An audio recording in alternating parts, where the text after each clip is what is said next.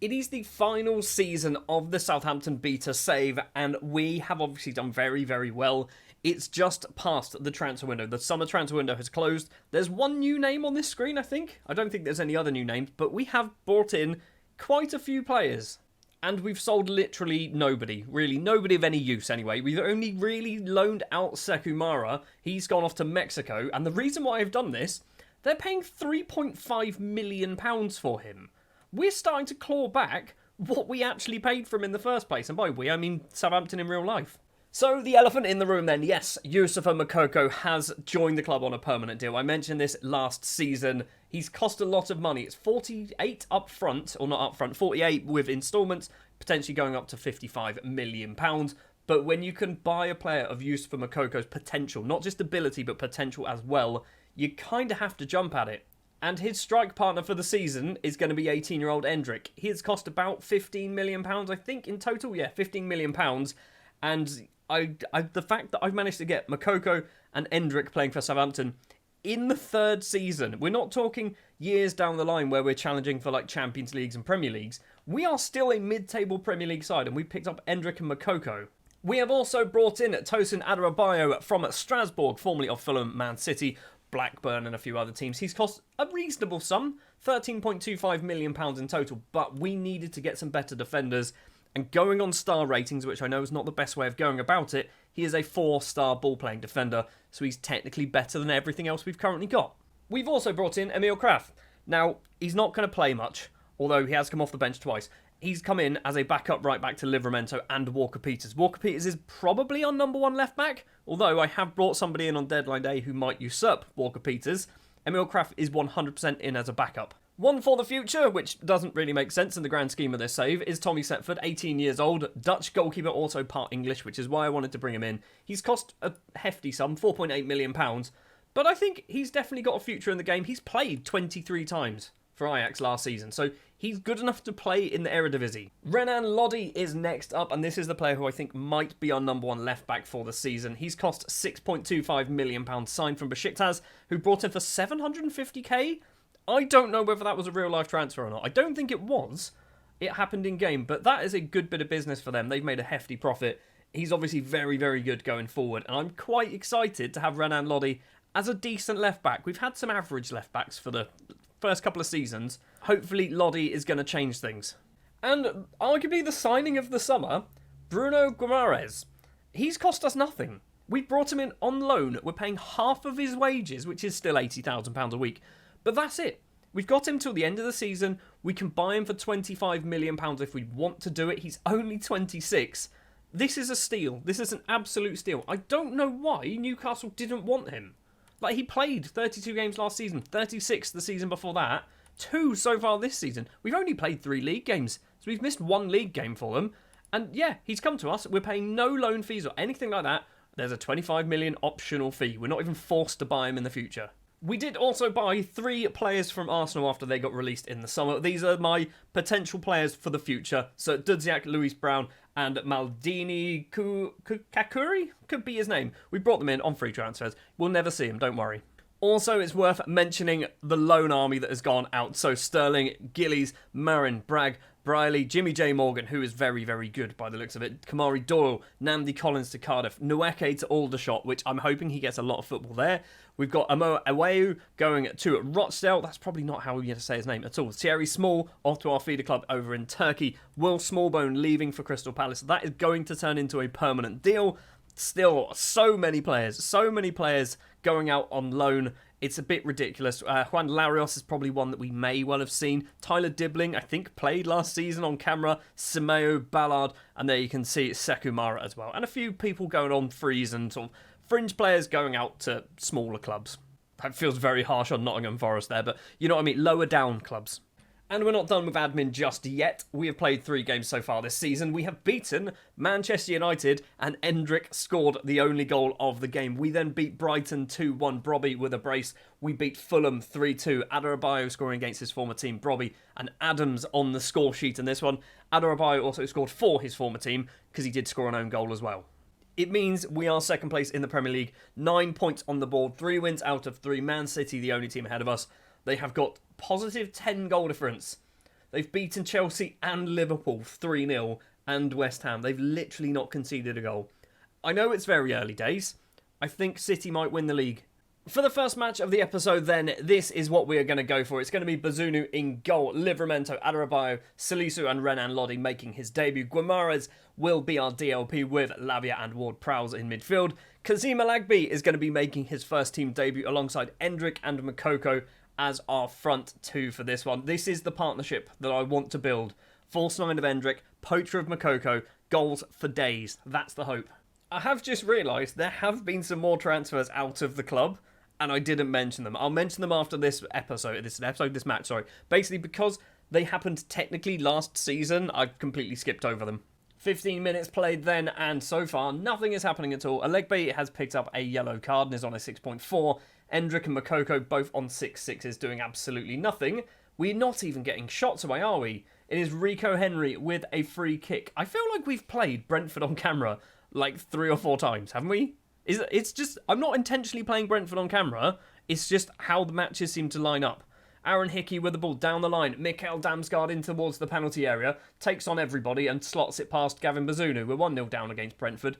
They are the best team in the league. Not literally, but for some reason Brentford, for my save at the very least, I don't know whether anybody else is, Brentford seem to be very, very good. It is 30 minutes now and Brentford once again have the ball. Right-hand side, or left-hand side, sorry, is Rico Henry. He plays it on the ground. Gets it back, intercepted by Livramento, but doesn't do anything with it, and Brentford can keep hold of the ball. Janelt could be his name. Ivan Toney's in on goal, and Toney makes it 2-0. Ivan Toney scored 7 goals in 4 games. What's going on? Where is he scoring all these goals? So with Brentford winning 2-0, they move up to 3rd place in the table. Brentford are too good. I don't know what it is with Brentford, but they are just too good. I imagine some of their players might have slightly too higher attributes than what they perhaps should be.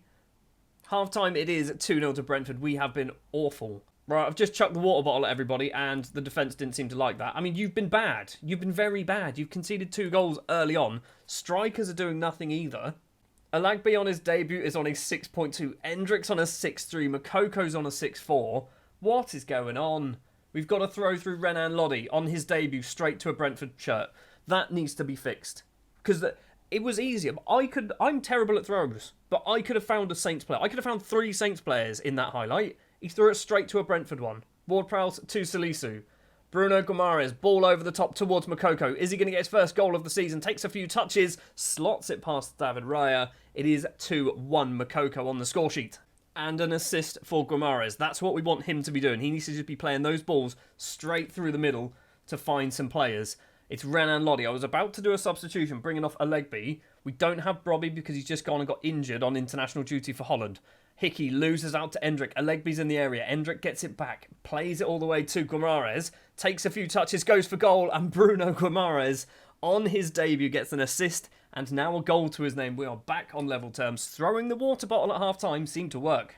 We are still going to do this change, and it's going to be Joe... No, we'll do Livaja on the left-hand side. Apparently he is very good as an inside forward, so we're going to go for that. Endrick is, or was on a 6.5. He's just jumped to a 6.9. That is good. That's what we like to see. And it's still been all Brentford. When you actually look at the match momentum, it's all Brentford. Also, I don't know if you spotted what's going on at Selhurst Park. It's nuts. It is 6-4 between Crystal Palace and Leeds United. Eddie Nketiah has just completed his hat-trick. Odson Edouard, I think, has a hat-trick as well. Right, what else do we need to do? We need to take off Endrick. We're going to bring on Shea Adams. We're going to take off Salisu because defenders can't defend properly. Swap you two around, go that way. Bazunu's having an awful game as well. We're going to take off Lavia for Onyeka. And I think that is all we're going to do for the moment. I want to bring on Walker-Peters for Livramento. I've just seen the time. We're going to do that now. Basically, Walker-Peters has been out injured, so he needs to kind of get eased back into football. It looks like it's going to be a 2-2 draw. Our first points dropped of the season, and frustratingly, it was on camera. Guimaraes, though. Bruno getting an 8.4 on his debut. Makoko scoring as well. Endrick getting an assist. The new signings seem to be hitting the ground running. Lodi on a 7.0. The downside here, Gavin Bazunu on a 6.4. What was that? But hold the phone. Hold the phone. We're top of the league. Yes, Man City aren't playing it, but we are top of the Premier League. Man City, I assume, are playing maybe a Wolves, Chelsea, or somebody else who's on 3. Probably Norwich. And Palace have moved up into 3rd after winning 6-4 against Leeds United. This season's a bit nuts at the moment. Also, Brentford in 5th. They are very good. So, other players to leave the club then over the summer that technically happened last season. Diamond Edwards signing for Brighton on a permanent deal for a lot of money. 5.5 million, potentially going to 7.75 million pounds, and he's not even in their first team. They must know something about Diamond Edwards to pay that amount of money for him. Also, Jonas Omlin leaving the club because he wasn't really going to play for us. He has moved over to Spurs for £10 million, I think, in total. No, 7.5. We bought him for 10. He's gone for 7.5, so it's a loss. But he's now 30. We weren't going to play him. He's turned into their cup goalkeeper by the looks of it. So, yeah, I think we've done a decent bit of business. Because we're in the 24-25 season, the Europa League is all over the place. It is this strange 36-team league. I don't fully understand how it works, but if we take a look at our fixtures, we play 8 different teams in the Europa League, which is 2 more matches than we normally would. I think it's 8 teams. 6 teams? It is 8 teams, which goes all the way through to the end of January, and they are different. So we will play Qarabag away from home in this episode. We'll then play Lecce at home. We then play Borussia Mönchengladbach at home, Sevilla at home, and then Maccabi Tel Aviv, Hoffenheim away, Dinamo Kiev at home, and then Lyon away to finish off our matches for the Europa League. And it means the top 8 teams go through, I think. I think that's how it works. I'm not 100% sure if that is correct. I have no idea. This is going to be an experience for everybody. Let's go forward. Let's play Qarabag. Just one change then for the Qarabag game. It is going to be in the midfield where Lavia comes in for, I can't even remember who played in midfield in the last match. Who was it? It wasn't Lavia, was it? Maybe it was. Or was it Diallo? I don't know. Anyway, it's Lavia, Gomares and Ward-Prowse in midfield. Alegby is starting again because he's good. He's actually not terrible at football. And I kind of want to try and get somebody who's an actual Saints player, an actual Saints youngster, and get him some game time and see how he does. This is a packed out stadium, isn't it, in Azerbaijan? I imagine the stadium is probably a little bit too big for the amount of fans who are going to be watching this.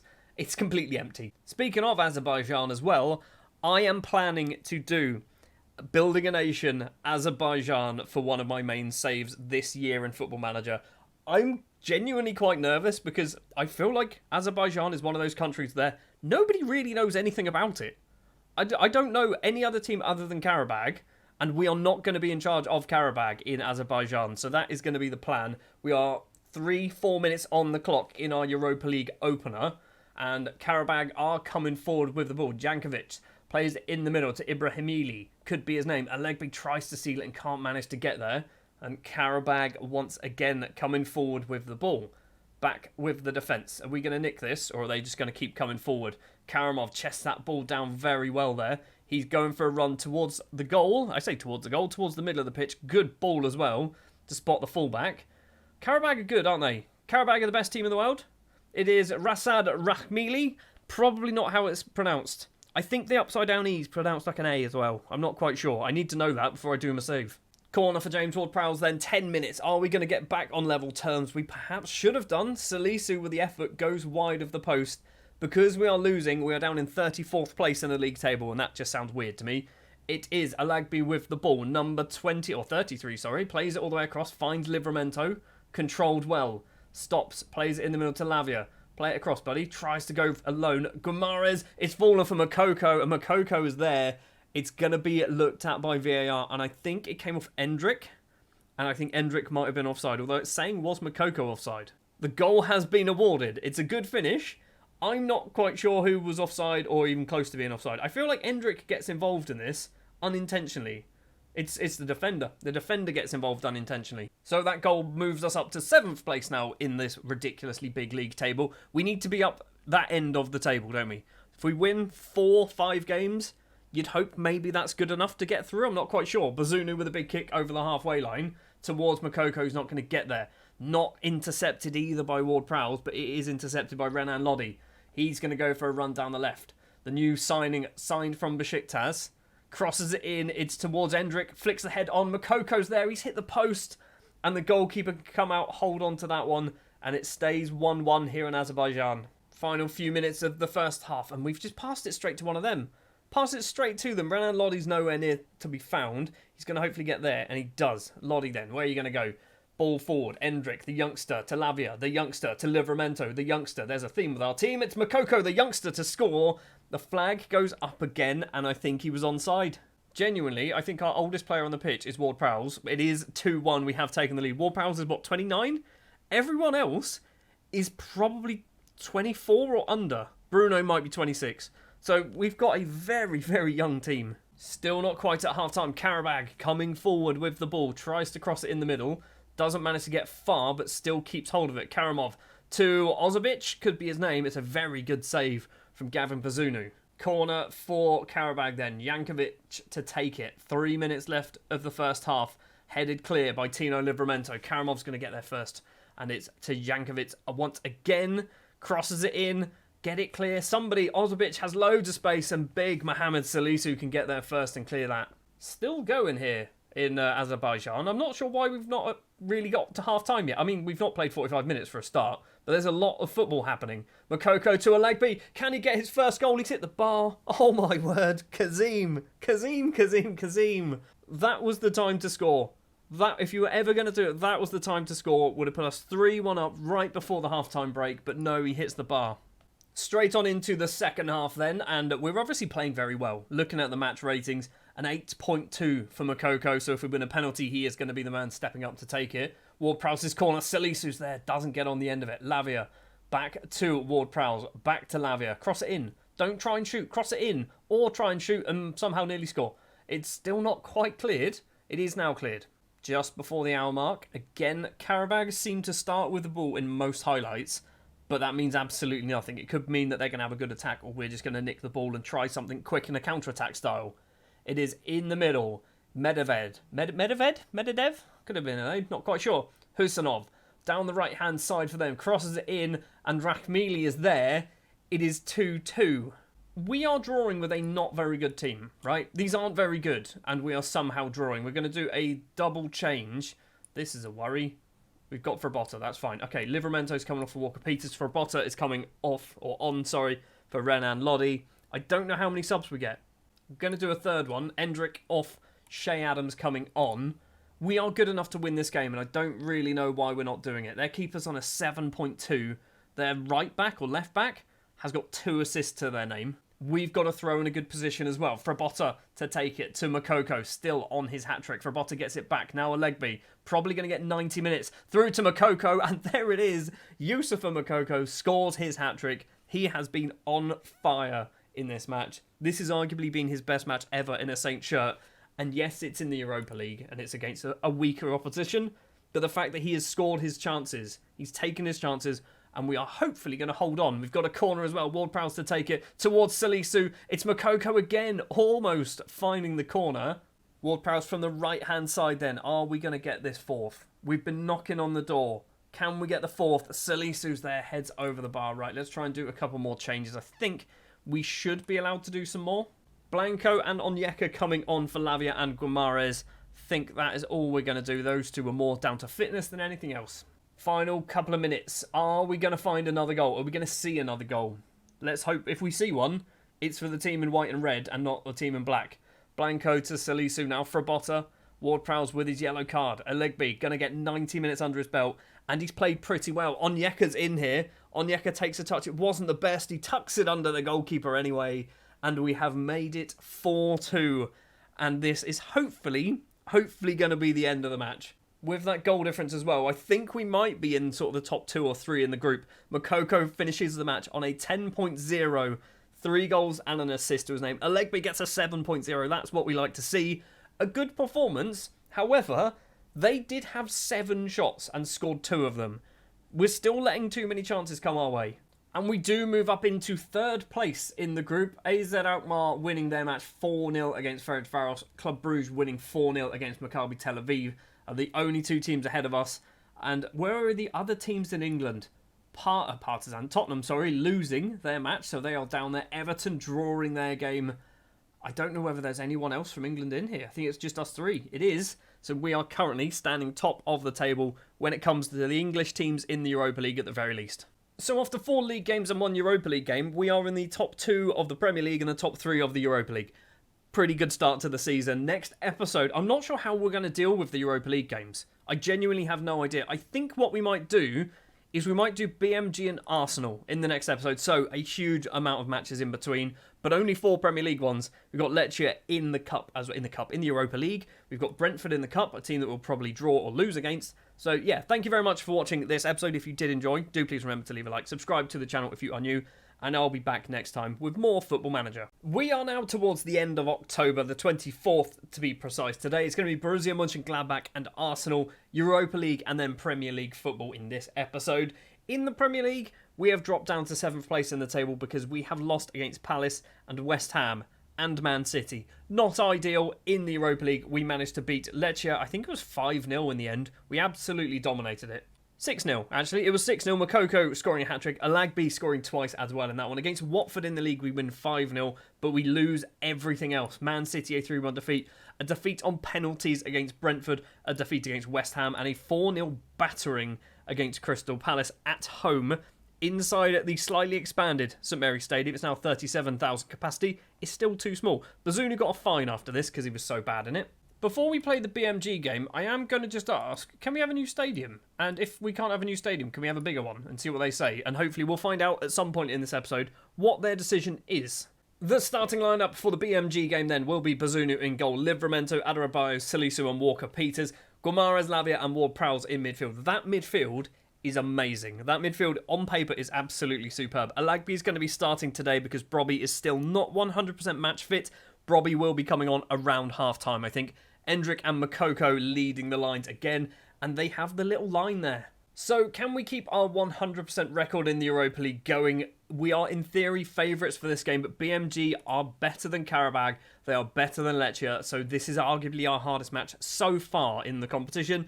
Leon's probably going to be the hardest one. Ward-Prowse with a free kick after 10 minutes towards Salisu at the back post. It's over everybody. Alagby tries to keep it alive with a weird header. Not sure why he tried to do that. Lavia back to Tosin Adarabioyo. Salisu playing as a right winger at the moment. Not really sure why you're a right winger.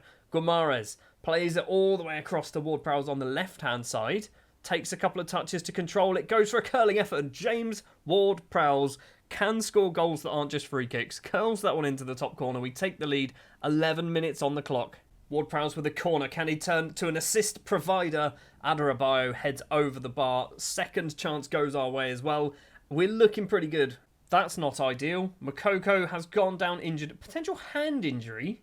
You're a striker, mate. We're going to bring on Adams and then we're going to swap you two round. So we're going to give Endrick a chance as that poacher. He's never played as a poacher for us. This is his time. If he scores a couple of goals from there, that'll be pretty good.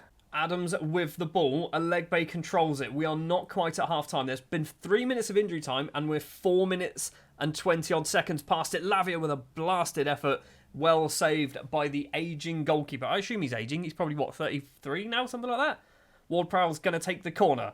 From the left-hand side, right-footed. Adarabioyo is there, and it's almost found its way in. Nets can clear it off the line. Bruno can't keep the highlight alive because the half-time whistle goes. Right, we have been the better team. We should probably be 2-0 up. We've had some very good chances, but haven't really taken them. BMG have literally had 2 shots. Bazunu with a goal kick to Adarabioyo. It's not a goal kick, it was a free kick. Livramento on the right-hand side can run past the 2 managers. Me wearing my lovely purple polo shirt for some reason. I don't know why I've decided to wear a polo shirt. I normally wear suits. Guimaraes, ball forward. Alagby's in on goal. And Kazim Alagby puts the ball in the back of the net. The flag potentially has gone up. We're going to get VAR. The goal has been awarded, so it does not matter. Alagby's 3rd goal of the season. He's actually turning into a decent footballer. Given him chances and given him game time, he's playing pretty well. It is player to net. Plays it in the middle. Hoffler tries to get some space and does so. And Bazunu doesn't go down quick enough. And Nicholas Hoffler makes it 2-1. Livramento with a throw for us towards Bruno. Controls it. First time we've seen a throw that's gone to one of our players. Ward-Prowse with a lovely long-range effort. And it's gone just past the keeper's post. Still 2-1, but we are looking so much better. And this is Charlie Taylor territory. That's going in the top corner. 100% this is a goal. Guarantee you. Corner. It's every time. Every time. If you get a free kick there, you score it. Bazunu's on a 6.4. They've had 3 shots on target and scored 2 of them. Hoffman with a free kick forward. Bazunu just flaps at that one, but it goes over the bar this time around. Right, we're going to do a change.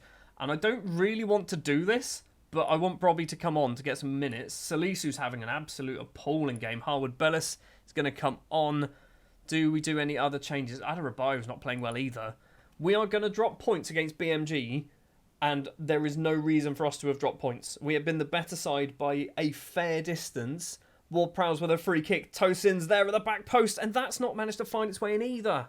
Walker-Peters on the left-hand side. Bruno. Walker-Peters again. Brobby, the substitute, stops and plays it on the ground to Bruno. Curls it into the top corner, and Bruno Guimaraes may well have just saved us 3 points. That is a ridiculously good goal. That is ridiculously good from Bruno.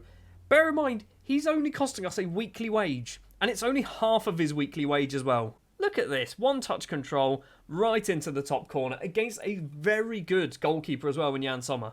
Right, let's just hold on. We've got 10 seconds, actually 1 minute and 10 seconds. Brobby collects it for us. Are we going to make it 4-2? Lavia outside the area. Right-hand side is Livramento. Back to Lavia. Has some space. He goes for a long-range effort, and this time it goes over the bar.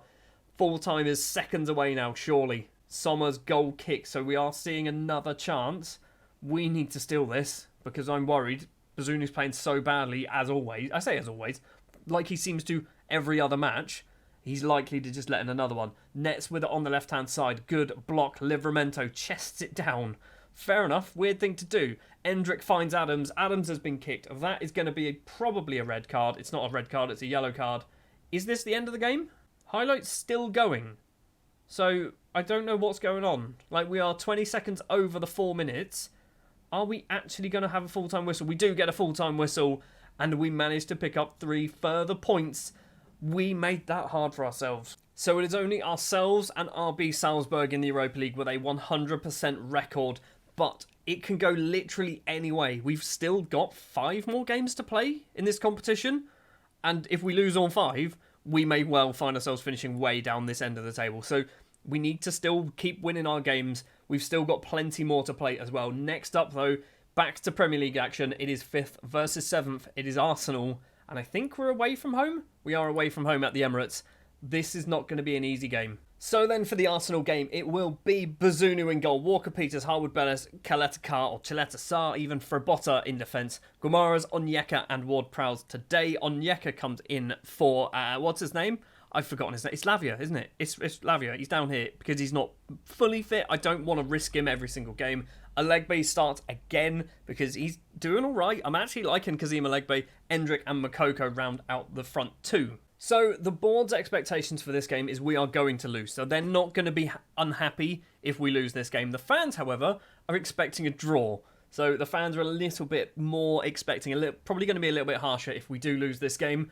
Have we got a free kick? No, we don't. It's Fabio Vieira in Charlie Taylor territory. Steps up and takes it, and this time goes over the bar. Should be taking it with your right foot there. That will go in. Bazunu with the goal kick. Chileta Sarr to Bruno. Back to Harwood Bellis. Big kick over the halfway line towards Makoko. Doesn't get there, though. Coop Miners ball forward. Finds Martinelli. Gabriel Jesus with a very good effort and a questionable save from Bazunu, but he does hold on, and the highlight is carrying on. So the Jesus effort was not the highlight here. Bazunu towards Makoko. Doesn't go anywhere near him, though. We need to win a header. Something. We need to get some control over this ball. Because I don't think we've had any control in the first 10 minutes of the game. Fabio Vieira on the ground to Odegaard. He's surely offside. He's hit it wide anyway. Our possession is 45% so far. So we are getting the ball, but we're not really doing anything with it. Harwood Bellis, poor pass. Absolutely shocking pass. Coop Miners now counter-attack for Arsenal. I say counter-attack. It's not really countering anything. We didn't go anywhere. Alegbe's not going to get there. Coop Miners plays the ball through to Tomiyasu, and Jesus can get just in front of the defender. Makes it 1-0 to Arsenal. It's no surprise. This is going to be our 3rd Premier League defeat in a row if this ends in a defeat, which is not good. It is not going to be a good look. It's starting to look like we're sliding down a little bit. Chelsea have just scored 4 goals in very quick succession against Everton by the looks of it. Walker-Peters to Onyeka. Can we get back on level terms? Walker-Peters crosses it in. Cleared by Tomiyasu. Controlled by Jesus as well. Are Arsenal going to get something out of this highlight? We literally had the ball in their 6-yard box. And it might be an Arsenal highlight. Fabio Vieira is going to just about keep that in play. Does so. Back to Coop Miners. Plays it in the middle to Ben White. Back to Fabio Vieira. He's curled it past Bazunu and it's 2-0. I don't think today's going to be our day, is it? I really don't think today's going to be our day. We've had a bit of momentum. We haven't seen any of it. It is 2-0 to Arsenal at half-time. Not good. Not good at all. We're not taking anywhere near enough shots. That's it. Sure, we'll say that. Performance-wise, everyone's playing badly. A 6-7 is our highest rating in James Ward-Prowse. Everyone else is on a 6-4 or a 6-5. So it's not looking good. Alegbe chests it down. Loses out to Tomiyasu. Jesus is in on goal. Is that Harwood Bellis? That's a very good clearance from Harwood Bellis. Zinchenko's effort, though, goes wide of Bazunu's post. Right, we're going to do a lot of substitutions now. 4 changes in total. Kraft, Salisu, Brobby and Lavaja coming on. Frabota, Makoko, Chileta Sarr and Alegbe coming off. I think realistically we're on damage control at this point. I can't imagine us getting 2 goals back into this game, so this is 100% damage control. Saliba with the ball. Ward-Prowse can intercept it. Onyeka to Endrick. Facing away from goal. Onyeka with an effort. Goes over the bar. First real chance we've had, and it's taken nearly an hour to get here, and it still wasn't on target. 30 minutes left to play, or just under 30. Odegaard to Emil Smith-Rowe. Plays back to Zinchenko. Now, Al-Musrati, could be his name, cross in towards Fabio Vieira at the back post. The referee's checking something, but I have no idea what he's going to check. What is VAR going to come back with? I imagine it doesn't matter, it's going to count. It has counted. It is a 3rd goal. Bazunu's having a shocker. Harwood Bellis is on a 6-2. What is going on? But sometimes, I genuinely think the match ratings aren't, they're broken. I think they're a little bit broken at the moment. A 6.2 to me is you've basically played like a Sunday League footballer in the Premier League. That's what I'm reading that rating as. And anything below a 6 is you may as well not have played. Walker-Peters has gone for a run down the line. Crosses it in. Onyeka's there. We've hit the bar. We're never going to score even if we got close. Ramsdale with the goal kick. We've got 15 minutes. Daniluk could be his name. Plays it forward to Odegaard. Loads of space on that right-hand side for Arsenal. Gets past his man with ease as well. Walker-Peters is there, though, to pick up some pieces. Salisu with it in the penalty area. Bruno turns and spins and just kicks it towards Hendrick. Hit and hope from Bruno there, wasn't it? We've got 15 minutes left to play. 3-0 down against Arsenal. Just don't let in any more. Just don't let in any more goals. This is going to be our 3rd Premier League defeat in a row. And it's going to be 4. It's not 4. What did Bazunu do there? Gavin Bazunu decided to dive for something that was never hit. There was never a shot going anywhere near it. The ball was actually in mid-air when he went for the dive. Right, 1 more change to go. Harwood Bellis is coming off. Adarabioyo is going to be coming on. I mean, we should try and go for something more attacking, but we have been just poor, just defensively. Just absolutely awful defensively, and we've deserved to lose this game. I'm surprised it's only 3-0. Right, let's thrash arms. I'm far from pleased. Everyone seemed to take that on board. Harwood Bellis, catch. I'm throwing that to you. Looks stressed. Good. So in the space of literally 3 Premier League matches, we have plummeted from 3rd in the table to 9th in the table. Losing, or beating Watford 5-0 moved us into 3rd, then losing against West Ham, losing against Palace, losing against Arsenal. It's something broke, something definitely broke in October when it comes to Premier League football. We're going to go back into Premier League after this as well, though, to face Norwich, which you'd hope we'd win that one. But then Liverpool, Spurs, probably a couple of defeats on the road as well. Spurs is at home, it's not on the road. Next episode, I think what we're going to do, though, we're going to come back in December, and we might do Leeds and Hoffenheim. So we're going to play Sevilla and Maccabi Tel Aviv in the Europa League off-camera. Play all of those games as well. Villa and Forest also in the Premier League off-camera. Come back for Leeds and Hoffenheim. And hopefully we may well have secured ourselves a position in the next knockout round if things go well against Hoffenheim, because there's only 2 games left. Thank you very much for watching this episode. It wasn't the best, but it wasn't the worst, was it? We got the win against Borussia Mönchengladbach. If you did enjoy, do please remember to leave a like. Subscribe to the channel if you are new, and I'll be back next time with more Football Manager. Thanks for watching. At the end of last episode, we got absolutely battered by Arsenal. Since then, we've done okay. We haven't done amazing. There has been some issues, but we've also done reasonably well, I think. Beating Norwich 3-0, beating Sevilla 3-0 in the Europa League. 2 goals after the 90 minutes as well in this one. Drawing with Spurs and Liverpool. Very good results. Late goals in both of them as well for us. Maccabi Tel Aviv beating them 2-0. Losing 3-1 against Aston Villa and then beating Nottingham Forest 2-0. Yusufa Makoko scoring in the 90th minute also. It means league table-wise, we're 12th. We are kind of not doing amazing, we're not doing awful. We do technically have a game in hand against Leeds, which we're going to play in today's episode. If we win that, we'll go on to 24 points, which is good enough to actually put us into 7th place. We are roughly halfway through the season, and we could be 7th place again. And, I mean, look how tight this league is. 27 to 17, to 10 points separate most of the league. That's nuts. Also, in between episodes, I've arranged a fair amount of transfers leaving the club and a couple joining as well. Frabotta, Winks, Aribo and Adams all leaving the club for fairly sizable fees. 12 million, 10 million, 10 million and 19.5 million pounds. So there is going to be a lot of money coming into the club. We also do need to try and strengthen the squad, but don't worry, we do have some players joining as well. The starting lineup for the Leeds game then will be Bazunu, Walker-Peters, Adebayo, Salisu and Lodi in defence, Diallo, Lavia and Onyeka in midfield, Brobby, Endrick and Makoko up front. The subs bench is littered with players who are going to be leaving the club in January. We've also got injuries to Kasunu, Bruno, Ward-Prowse, Nemeka's not fully fit, Levaja is also injured. I say Nemeka's not fully fit as if he's played for us. He's never really played for us at all, has he? I don't even know why I brought it up. So with this being our game in hand and against a team who are down, I think, in 19th or 18th place in the table, this should be a winnable game. And by should, it is a winnable game. And I'm hoping we can do just that. I think there is most definitely a divide in our league between the best teams and the second best teams. And that divide is purely financial.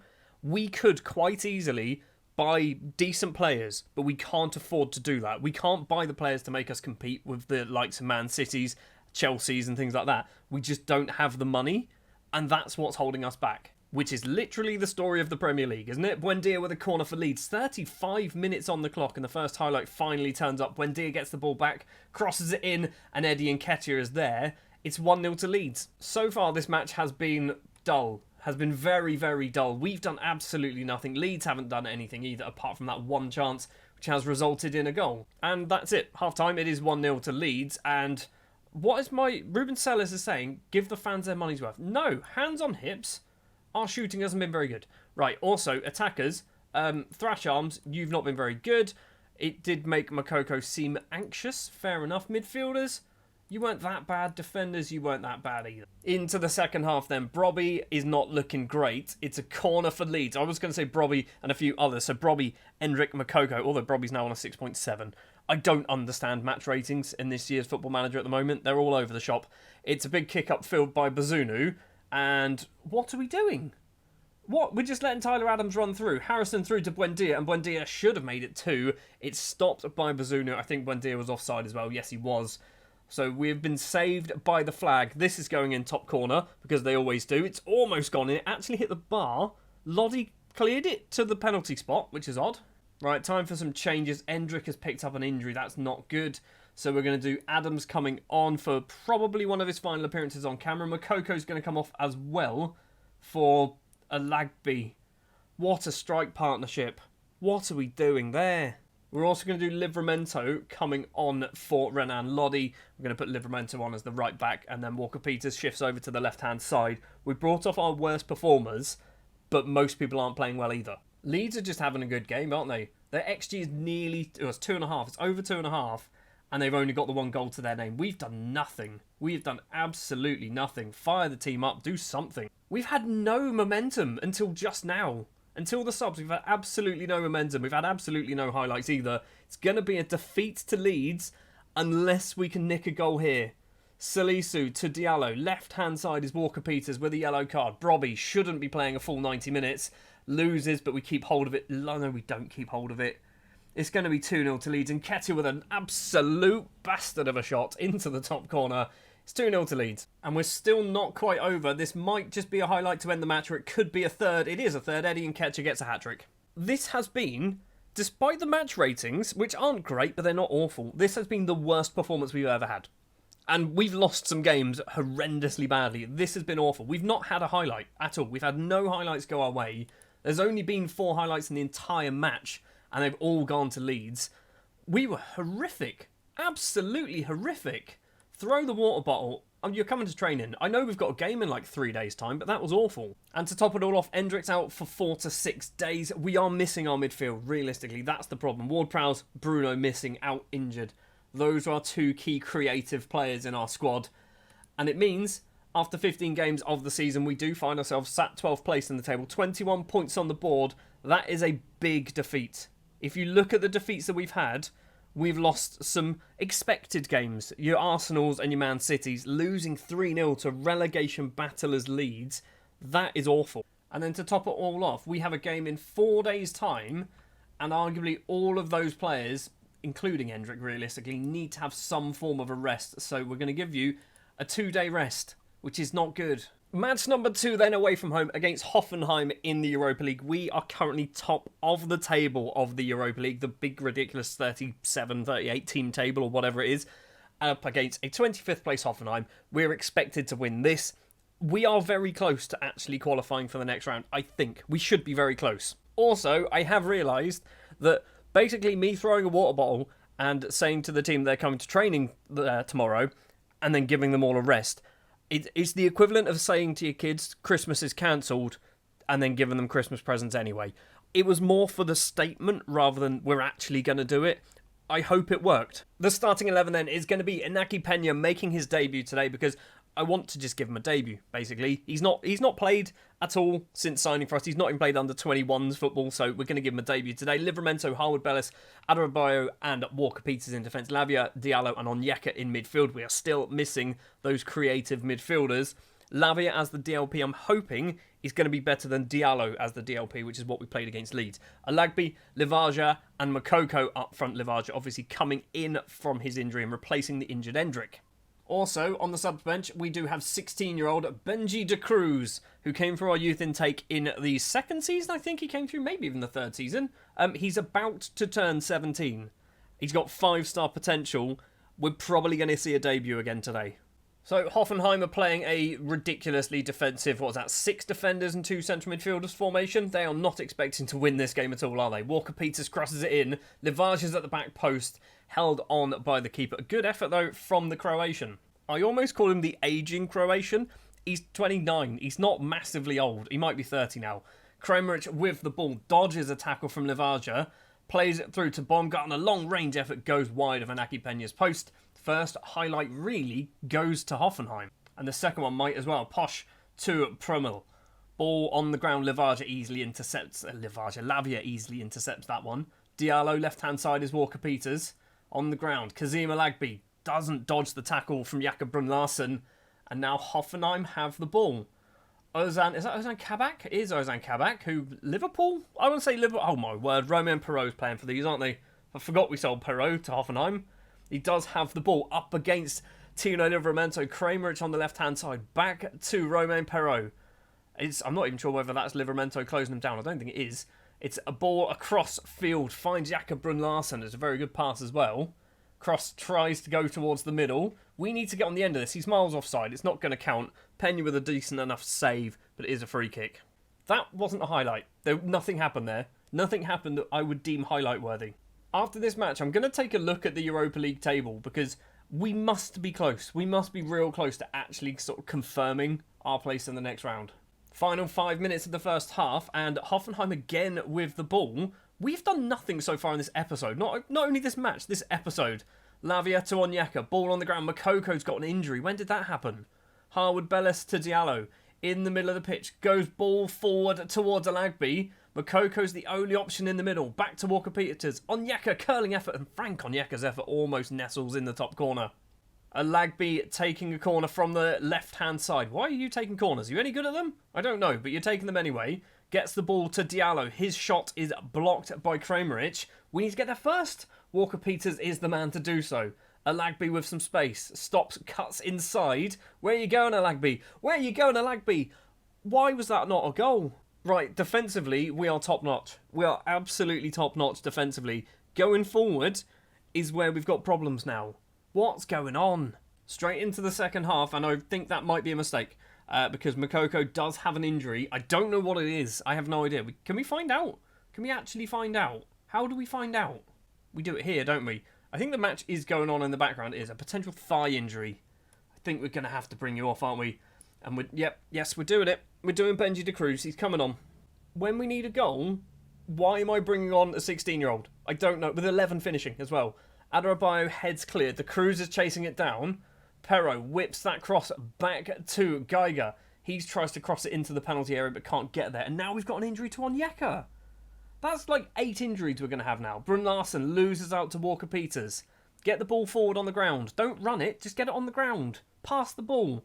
You pass it to the guy who's centimetres away from you. Walker Peters keeps going. Finds Livaja. Holds up play. Onyeka collects it from the slide. He's trying to make some space for himself. Goes for a long-range effort over the bar. Not the best chance from Frank. And that's a knee injury for Frank Onyeka. So he's going to come off. We're going to do Antonio Blanco coming on. And we'll do... I mean, they're all defensive midfielders, aren't they? That's a problem. Livaja is also going to come off for Shea Adams. Into the final 15 minutes, Paul Dummett has just come off the bench for Hoffenheim. What a weird player to sign for Hoffenheim. Unless he's there in real life, then it's fine. Final minutes, and nothing's happened. Nothing has happened at all. We've got an XG of over 1 again, and we've not managed to hit the back of the net. What has happened? I mean, I don't know what happened here with Hoffenheim suddenly kind of got back into it, didn't they? Nothing happened at all. We didn't get the result. If we create many chances, I don't even know what I said. I'm just worried about these injuries now.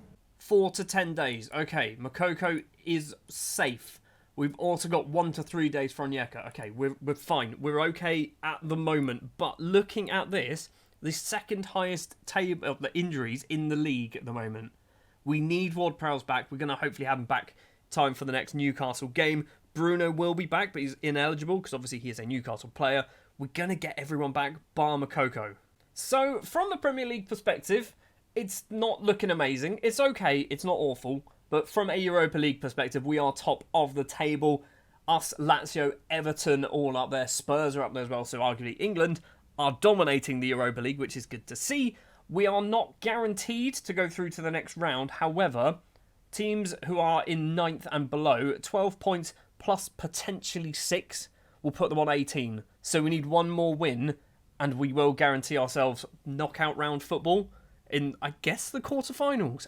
I still don't know how this works. Should we actually find out? That would be the best thing to do. So, league phases there. Then we have a... Hold on.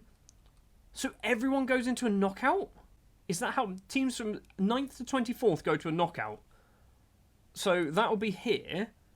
And then they qualify for the round of 16, which is where we will go into, right? Yeah, we'll go into the round of 16. So it's not the quarterfinals. I weirdly like this. I weirdly like this because it means teams down here have the chance to get through. Even if they had a poor Europa League campaign, they can still get through. Also, a couple of bits of admin to talk about as well before we finish up today. I asked the board in the last episode for an expanded stadium or a new stadium. They told me to walk out the front door and never come back. So, yeah, we're not getting that. That's not happening. We've also had our youth intake preview, which is a 4-star intake, but let's face it, we've had previews before which have said 5-star and come back as 3. So I'm taking that with a complete pinch of salt. We've got central midfielders. That's it. Everyone else is rubbish, apparently. And finally, 2 new signings will be joining in the next episode. Kiernan Dewsbury-Hall will be joining double-barreled FC Southampton. He's joining for £41 million.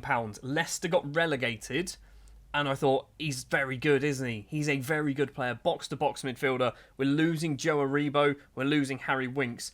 We get ourselves an English player, English registered and all that jazz, and a very good one at that. And we've also agreed to sign Jobe Bellingham for £5.5 million. This one might not be as sensible. He's probably not going to be as good as his brother, but if he's anywhere near as good, we've got ourselves a very good young footballer here as well. But that is it for the transfers for now. We've still got £60 million to spend, but we have no wage budget, so there might need to be some rejiggling to sort that out. Next episode, what are we going to do? We are probably going to come back for Leon and Brighton? Maybe? We'll do that. I think that's what we're going to do. So, we're going to play a lot of football in between episodes. A huge amount of football, in fact. What was that, 11 games? Most of them in the league. We've got Ipswich, we've got Dinamo Kiev as well in the Europa League. A lot of football's going to take place. Hopefully, when we come back, we're not sat mid-table. We're pushing for Europe again. Also, we might be in the Europa League knockout round already by the time we return. But that's going to do it for this one. Thank you very much for watching. If you did enjoy, do please remember to leave a like. Subscribe to the channel if you are new. And I'll be back with more Football Manager. So, I know I said I'd come back just before the end of the January transfer window, but I kind of got excited and played the final game before the window closed, so we are back the other side. We have done some absolutely ridiculous business, to the point of where I don't believe that this Football Manager is particularly accurate. We're going to go in order of expense, starting with £1.1 million for Adam Asnu, signed from Bayern. He was out of contract. We brought him in early because, we're not playing past Season 3, so I wanted to bring him in. Also, we're not playing past Season 3. Why did I buy an 18-year-old? For £2.3 million, we've gone and brought Lucien Agume. Probably not how it's pronounced, but we brought him in and loaned him out to Pumas. He was on loan. He wasn't on loan. His contract was expiring at Inter Milan. We brought him in for £2.3 million. I don't know why we've done it, because we're stopping at the end of Season 3. For £5.5 million, we have signed Job Bellingham. He's come in and he's gone immediately out on loan to Rapid Vienna in Austria, which is a weird place for him to go out on loan, but hopefully he's going to get a lot of game time. I think he's got some potential. I hope he's got some potential. For just under £10 million, we've signed Mathis Tell. Probably not how it's pronounced either. I've bought lots of players who I can't pronounce their names. 19 years of age, soon to be 20, signed from Bayern. He's cost about £10 million, like I said. He's one for the future. We're stopping at Season 3. Why am I buying so many decent youngsters? Next up, for £32.5 million, it's Tanguy Nianzou, one of many players that we've signed that we arguably shouldn't have been able to sign. He's been brought in because we need a very good central defender, and Nianzou is, in theory, one of those, although he's only 3-star. And we also lost a lot of players because of the African Cup of Nations. I got too many African defenders. We were playing Diallo in centre-back, we were playing Livramento in centre-back, even Bruno Guimaraes played a couple of games in centre-back as well.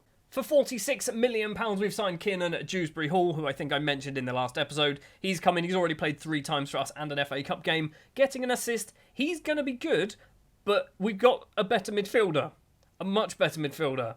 And you're not going to believe me when I tell you who it is. We've signed Eduardo Camavinga from Real Madrid. We've signed him on a permanent deal. He's on £115,000 a week. He's not getting paid a huge amount of money. That's a good wage. And he's cost £65 million. We could have got him for less if we actually had the money in our budget. We could have got him for 55, but we had to pay 65 because, we didn't have enough cash to splash.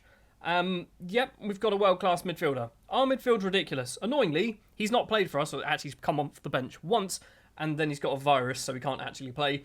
So, against Brighton, we probably won't see him play. That is the players joining the club, leaving the club. Emil Kraft leaving, £6.5 million. Bella Kotchap leaving for just under 10. Chilata Sarr leaving for just under 8. This is a reason why we didn't have any centre-backs either, and why we brought in Nianzou. We got rid of Setford on loan, a few players out on loan. Harry Winks, £10 million. Shay Adams, £20 million as well, and then a few more players out on loan. So we've had a busy season when it comes to transfers. We've spent £240 million. That's ridiculous. Also, in between episodes, we've been not great. We've not been bad, but we've also not been great. I can't even remember where we finished the last episode. Was it there? I think it was there, wasn't it? So, we went on a bit of a poor run, losing against Newcastle, Wolves, Chelsea. We drew with Everton. We beat Wolves on the return fixture. Endrick getting a goal in this one. We then beat Palace comfortably, a hat-trick for Makoko, a draw with West Ham, a victory against Ipswich, a victory against Dinamo Kiev, and a victory against Lyon, drawing with Norwich, and losing to Arsenal. We've been all over the place. We are sat 13th place in the table, but we are only 8 points off of a European spot, and we are 15 points of a relegation spot. We are the worst of the best. It's weird. This league is very, very tight in the middle of it. The starting lineup then for the Brighton game will be Bazunu in goal, Walker-Peters, Nianzou, Kasunu, and Renan Lodi in defence. Guimaraes, Ward-Prowse, and Dewsbury Hall in midfield. Mathis Tell, Endrick, and Makoko as our striking options for this one. This is going to be Nianzou's debut. I hope he's okay. 2.5 minutes on the clock. First highlight, hopefully going our way. Walker-Peters with it on the right-hand side. Goes for a little run and stops. Back to Bruno Guimaraes. Kasunu. Gonna get a lot more game time in now, I think, because of the players that we've sold. Is that Lewis Cook stealing the ball for Brighton? Caicedo through ball to Andringra. Could be his name. He's put the ball past Gavin Bazunu. It's 1-0 to Brighton, 3 minutes exactly on the clock. So we've gone from overachieving in Season 1 to slightly overachieving in Season 2 to being pretty accurate to Southampton in Season 3. Ward-Prowse with a free kick. It's a good position. It's almost in the top corner. That was Charlie Taylor territory. It should be James Ward-Prowse territory, but it was Charlie Taylor territory. but it was well saved. Ward-Prowse has gone over to take the corner. Right-footed towards Kean and Dewsbury Hall in the middle. Bruno collects it. Plays it to Ward-Prowse. Crosses it in. It's cleared. Somebody was offside. I assume it was James Ward-Prowse. Yes, it was. And that is it for the first half. It's been very uneventful. Like, ridiculously uneventful. Thrash Arms, you've been terrible. I'm going to do a formation change. And I think it's going to be that one. This is what we're going to go for. We then need to do some rearranging, which is going to be that. Sekumara, by the way, has returned from his loan spell at Pumas in Mexico, because he was there for a year and a half. Endrick's also playing badly, so Livage is going to come on. Have I got Dewsbury Hall and Bruno the right way round? No, I haven't. You need to be the other way. We need Bruno as the Roman playmaker, because that's his ability. We need Kean and Dewsbury Hall as the ball-winning midfielder, because that's his ability. There's been like 2 highlights in this entire game, right? Like, that's it. There's been 2 highlights. We're now 75 minutes in. Nothing is happening whatsoever. I'm going to give them a berate because you've done nothing, guys. It's 5 people up, just in time for a Brighton highlight. Caicedo collects the ball for Brighton. McAllister finds this man's name on the left-hand side. Is he going to cross it in, or are we going to steal the ball away? Plays it to Caicedo again, crosses it on the ground. It's managed to find Diego Costa, and Costa's effort goes over the bar. We are seeing the goal kick as well. Are we going to get ourselves a late equaliser? Kasunu with it. Finds Renan Lodi, the fullback, across. Nyanzu on his debut on a 6.5. Not doing so well. Bruno's ball upfield towards Mokoko's nowhere near him, and it's all the way back to Sanchez in goal. What is happening? What's happening on this highlight? Sanchez eventually kicks the ball over the halfway line. Nyanzu wins the head for us. Sekumara, who for some reason is white by the looks of it. That's not accurate at all. Mokoko to Tell. Can Tell score? Mathis Tell, don't know if that's how it's pronounced at all, but makes it 1-1. Celebrates his first goal for the club. We are back on level terms. Shouting at the team seemed to work. Final few minutes of the game. I should do some subs really. Defensively, we've been appalling, haven't we? The full-time whistle goes. It is 1-1, but we just about snuck a point there, didn't we? Well, the point means after 25 games we're on 31 points. Well, I guess realistically we're still looking for that magic 40. Even though we are clearly a better team, we shouldn't be in a relegation scrap. The game thinks 9th. Oh, that's not good. Are the board happy with me? The board aren't happy with me. The supporters are just as unimpressed, I guess? Can we find out, like, match performance? What do they dislike? They don't like the draw, which is fair enough. No positives or negatives, though. So, sure, we'll take that. They like the fact that we beat Lyon. They absolutely hate the fact that we lost against Arsenal. Dynamo Kiev was a good result. They're happy with that. I mean, the supporters, have they got anything bad to say against the Brighton game? Lavaja continues to struggle in front of goal. Yes, you do. He's not scored since the 21st of December. Right, anyway, let's go forward. I think we're playing Chelsea next. I think it's Chelsea. It is Chelsea. That's a much easier game than Brighton, apparently. Right, match number 2 then. Away from home against Chelsea at Stamford Bridge. I assume Stamford Bridge, unless they've got a new stadium. It's going to be Bazunu in goal. Livramento, Howard Bellis, Kasunu and Lodi in defence. Dewsbury Hall and Lavia in midfield. Endrick and Brobby on the wings. Livaja, Makoko as our strikers. That's right, we are going for the 4-2-4 Gegenpress straight out of the box. I've changed nothing. I might have changed something, actually.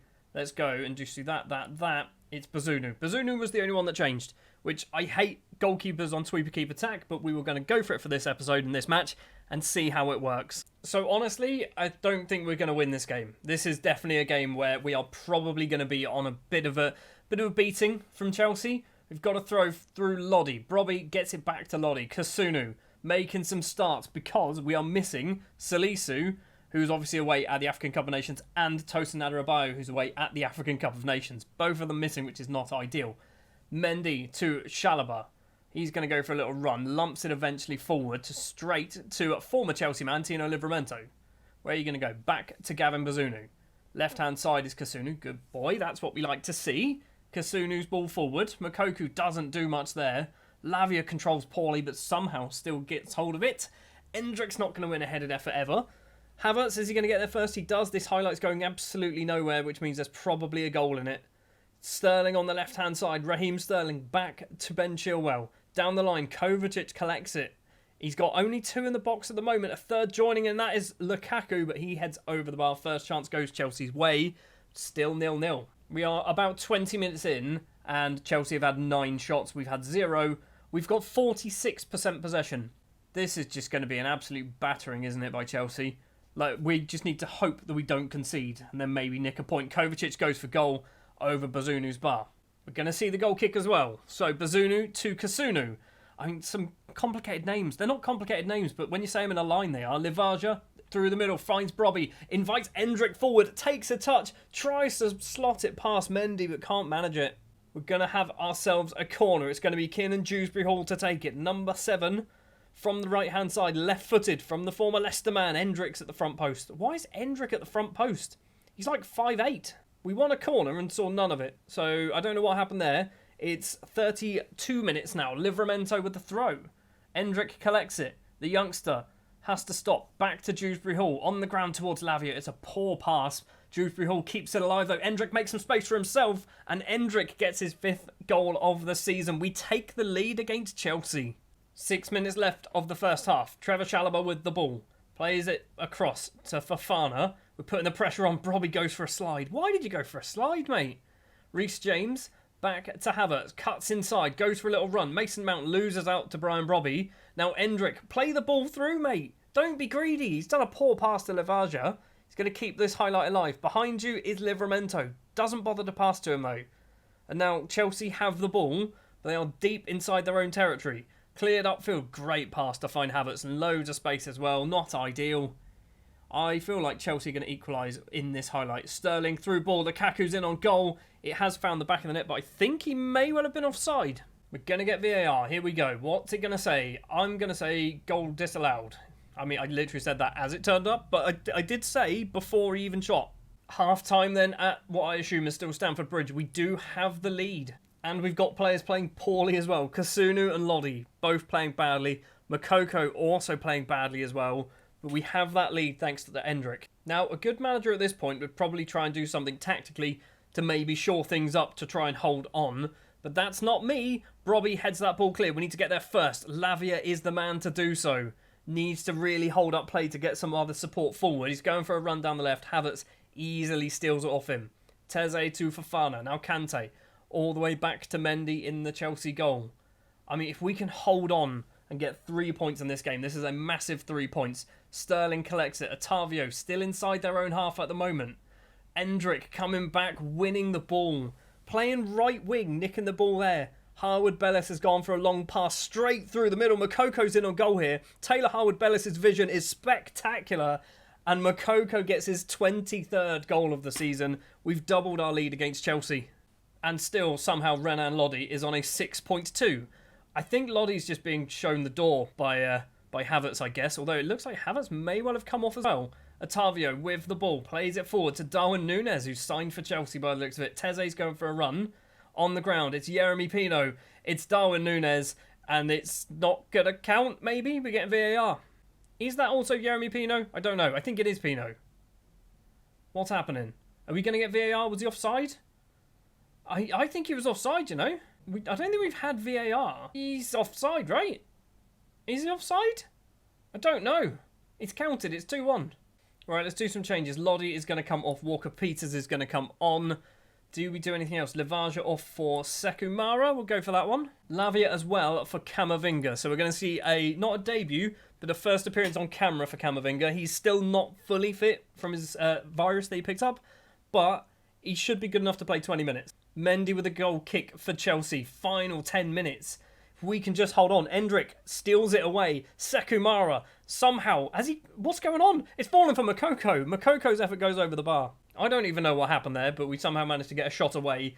It is the 87th minute, and I feel like Chelsea are going to equalise at some point. Yeremy Pino connects it on that left-hand side. Plays it on the ground. Tino Livramento just smashes that upfield. It's going to come back towards us, Cucurella. Big kick. What's Bazunu doing? Okay. There were 2 Chelsea players there who I assume would have been offside, and that's why they didn't go for the ball. Bazunu's got it in his hands. We've got 2.5 minutes to play. What are you doing, Gavin? He's kicked it for... Okay, Makoko. I thought it was just kicked off for a throw. Makoko with it on the ground. Doesn't go anywhere near any one of our players. What was that, Yusuf? Highlights carried on, though, so something still might come from this. Otavio. Endrick is having a blinding game. Ball forward. Sekumara on the volley. That's a wonderful finish. Is 3-1 against Chelsea This performance has been ridiculous.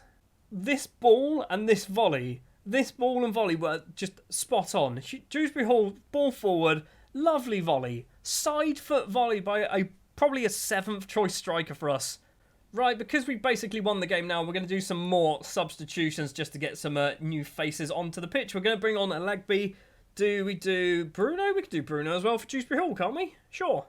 5 minutes of injury time is disappearing, and that is a ridiculously good win. Considering Chelsea had 21 shots, 6 on target, an XG of 2.12, we get 11 shots, half the shots, 5 on target, and we put 3 of them away. We have been fined 25 grand for picking up 6 yellow cards, but that change in formation might be the way forward. 9 wins now, 34 points on the board, just 4 points behind Norwich, who occupy the last Europa League spot, but they've got a game in hand over us, so I'd imagine some of these points are going to be slightly more extended. You can see there as well, our Europa League campaign finished, and we were 2nd place on goal difference, and it is because of one match. It was this one. Lazio beat AIK 13-1. Lazio scored 13 goals in one match. You've got 3 for Immobile, 3 for Felipe Anderson, 3 for Milinkovic-Savic as well. It's ridiculous. If they didn't score 13 goals against AIK, we would have won the group. But that means next episode is going to be some Europa League action. I don't know who it's going to be. Do we know when the draw takes place? Takes place on the 21st of the 2nd. So, next episode, we are going to find out who we're going to play, and we're going to play both those matches in that episode. We've only got Man United in the league and a Watford FA Cup game before then. That's going to do it for this one. Thank you very much for watching. If you did enjoy, do please remember to leave a like. Subscribe to the channel if you are new, and I will be back next time with more Football Manager. We are back into the Europa League in today's episode. PSV from the Netherlands are going to be our opponents. We've only played 2 matches, maybe 3 matches in between episodes. We beat Watford in the FA Cup. We also beat West Ham in the FA Cup, scoring a lot of goals. And a 2-2 draw against Man United actually was a pretty decent result. Sekou Mara is good at football. On this game, he's only played 1 and a bit games, 2 off the bench, 1 start, scoring 2 goals already. We might not have needed to sign anybody new up front.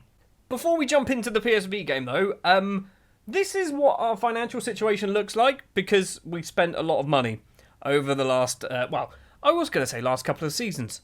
Over January, we spent a lot of money, didn't we? We spent £100 million in January. Wow, that was a lot of money. So yeah, financially, we are in the red by a fair distance. It means probably, if we were to do a Season 4, we wouldn't get a particularly big wage budget or transfer budget. For the opening match then against PSV, away from home, it's going to be Bazunu in goal, Livramento, Adarabioyo, Salisu and Renan Lodi in defence, Camavinga and Lavia in midfield, 2 of the best young central midfielders in the world on this game. That's a ridiculously good midfield. If we were to, say, play this for 10 seasons and keep hold of them, we would have the best central midfield partnership you could ever possibly find, I think. Ward-Prowse and Brobby on the wings. That's right, James Ward-Prowse is playing as an inside forward now because he literally can't get into that midfield. Endrick and Makoko will be up front. Our central midfield options are insane. With Lavia, Camavinga, Ward-Prowse, we've also got Dewsbury Hall, we've got Onyeka, we've got Bruno Guimaraes. We've got some ridiculously good footballers. We've got Diallo, who's probably our 6th best central midfielder. And look at how good he is. We could probably sell him for about 30 million easily. So I realised last season we ended by saying we'd qualified for the Europa Conference League because I think at the time we did. I don't know why. I can't remember exactly why we're in the Europa League proper. I think it's because somebody like a Spurs or something like that won the Premier League. Not Premier League, FA Cup, sorry. Which meant that everything kind of shifted down a little bit and stuff like that. So yeah, that is the reason why we are actually in the Europa League rather than the Europa Conference League. 12 minutes, 13 minutes on the clock. Benitez with the ball, drops it to his feet, kicks it long to nobody. Salisu's controlled it for us, that's good to see. Backwards, ideally, that's what we want. There you go, Gavin Bazunu in goal. Forwards, find Salisu again. Are we going to slowly build forward, or are we just going to go for a big lump upfield like that? Ward-Prowse is going to run on to the end of it. He's got 2 in the middle, a couple more join in. Ward-Prowse keeps trying to go it alone, has his shot easily held by Benitez. That was not the optimal decision there, James. That should have been a pass across to the 2 midfielders, strikers, whoever. Somebody would have been in the box. Well, the match momentum graph has turned up, which is showing that PSV are having literally no momentum, which means they are probably going to score at some point. It is Obispo? Is that his name? Boscagli? Sanagre loses out. It's a double slide tackle from Makoko and Camavinga, which is ridiculous that both of those are playing for Southampton and have signed for Southampton as well. Boscagli again with the ball. Long ball towards Cody Gakpo, but it's absolutely nowhere near him. Livramento to Adarabioyo. Ball forward. Endrick forward again. Finds Makoko. Ward-Prowse is on the right. Does use him. Livramento needs to run down that wing. Adarabioyo collects it. Down the line. Ward-Prowse with acres of space. Ball forward towards Makoko. It doesn't get over the defence. Now PSV can possibly come forward, maybe not. Makoko to Brobby into the penalty area, and Brian Brobby tucks that ball away into the opposite corner. We have taken the lead against PSV. Brobby is the man to do the business. Carlson with a corner for PSV towards the front post, and it's actually hit the back post, I think it was, and Salisu clears it for another corner that we are going to see. I assume it's going to be the same corner taker, Carlson. It is, who I think is their lead striker as well. Number 6 whips the cross in towards the back post. Header clear from Tosin Adarabioyo. Vermeer keeps this alive potentially. No, he doesn't. Carlson again with a corner. Lots of corners for PSV at the moment. Bazunu can hold on to that. That is good. That's what we like to see from the Republic of Ireland international goalkeeper. He's walking around as well, so something still might be coming from this. Salisu to Renan Lodi, the left back, who's very attacking for a left back in terms of attributes. Livramento with acres of space on the right-hand side. Ward-Prowse in front. I think it's probably Endrick as well in front as well. Livramento's still going all the way down the line towards Makoko. Doesn't find him. We need to get there first, and we do. Lavia to Lodi. Ball forward. Makoko heads it nowhere near anybody because it wasn't Makoko. That's why. It was somebody else. And now PSV broken through the lines. Simons is in. Plays it across to Gakpo. He's in on goal as well, and it is a wonderful, wonderful block by Tosin Adarabioyo. PSV are starting to get back into this tie. And we've got, a minute left of injury time to play. Carlson's corner comes in towards the back post. Salisu heads clear for another corner. One of these corners they're actually going to take. They're actually going to take their chance. And let's hope it's not this one. It is not this one. Sangare heads over the bar. It looks like it's going to be 1-0 to Southampton at half-time. We have been the better side until there. And then they just went absolutely nuts and just had a ridiculous amount of chances. What happened? We just stopped. We scored the goal and then stopped. No changes for us as we go into the second half, and straight away we have a highlight. PSV obviously on the ball. Camavinga steals that ball away for Southampton. First time we've really seen Camavinga, and it's taken 45 minutes for him to really get involved. Endrick is in on goal. He has rattled the inside of the post, but he hit it so hard it went out for a goal kick from the inside of the post. I don't even know how that's physically possible. Renan Lodi with a throw to Romeo Lavia. Back to Lodi. Does a weird spin for some reason on the touchline. Across, Camavinga. Facing away from goal. Lavia collects it. Long range effort from Lavia. And that is top bins from Romeo Lavia. His 4th goal of the season. 2-0 up away from home against PSV. This is starting to look like we definitely are in control of the game. Even though PSV have got a better XG. PSV have literally got double our XG as well at the moment. Camavinga collects it for us. 51st minute. Still not far into the second half. Camavinga loses. Keeps hold of it actually. Endrick spins, invites Lodi full, but it falls to Brobby instead. Now Renan Lodi crosses the ball. It's a headed effort from Endrick, and it is 3-0, and we are starting to run away with this. I'll tell you what, this 4-2-4 formation is pretty good when you are the better side. If you're the better side on paper, this works wonderfully well by the looks of it. Still no subs for us. I'm considering what we're going to do. I might wait until we see what happens at the end of this highlight. If this becomes 4... we are probably going to try and bring on some children. If PSV come back into this, we might need to try and strengthen a little bit more. Makoko collects it on the left-hand side. Endrick's in the middle. Doesn't manage to kick the ball at all, does he? Loses out. And now Mauro Jr. to Boscagli. Sangare even. That's his name. Max. Just Max. Is that his whole name? Is he Brazilian? Is that like a nickname? I don't know. Gakpo gets it back to Max. Now Simons, I still don't know. Vermeer's in on goal, and Joey Vermeer makes it 3-1. The game is definitely not over. Right, let's do some changes, and ratings-wise, everyone's doing very well. Salisu is going to come off. We're going to bring on Nianzu, our new signing. What else do we do? Do we do Camavinga off? He's having a good game, but like I said, we've got some ridiculously good other sort of central midfielders that we can bring on. We're going to bring on Dewsbury Hall. Looking at our pass map, it seems to think that we're going down the left-hand side. That seems to be our approach for some reason. I don't know why. I've not told them to go down the left-hand side. That's just their decision. They thought that was the best idea. Lavia to Adarabioyo forward. Dewsbury Hall. Now Ward-Prowse. We need Livramento running into that space, not hanging back. Ward-Prowse collects it, plays it on the ground to Makoko, and Yusufa Makoko gets his 25th goal of the season. It's 4-1. We restore our 3-goal lead, and once again, it's looking comfortable. Still not over, still not even close to being over. We've got, 11 minutes? Plus injury time to play. Makoko collects it. Lavia back to Nyanzu. Now Renan Lodi down the line. Brobby collects it. One of our goal scorers. Ball forward towards Makoko. He's controlled it well. In on goal. Makoko hits the bar. It could have been 5. We are 4-1 up with 4 different goal scorers. That's pretty good. I'm happy with that. We've got literally seconds left to play, so this is more time-wasting substitutions. Alagbe's coming on. We're going to take off Makoko as well for nobody. Okay, we'll keep both of our strikers on. Blanco's going to come on for Lavia. Can we do many more substitutions? Harwood Bellis for Tosin Adarabioyo? We'll do that. I think that's probably all we can do. We've got 4 minutes of injury time, mostly because of all the subs I imagine that I've just done. And most of that has disappeared. We've got 30 seconds. Lodi with the ball to Endrick. Dewsbury Hall. Makoko goes for a little run. I thought Endrick was going to nick that off him instead. He's gone for a run himself. Endrick's going to collect this, and Endrick makes it 5. His 9th goal of the season. Endrick and Makoko in this match have suddenly turned into the team that I was hoping they would be at the start of the season. Full time here then in the Netherlands, and it is a 5-1 victory.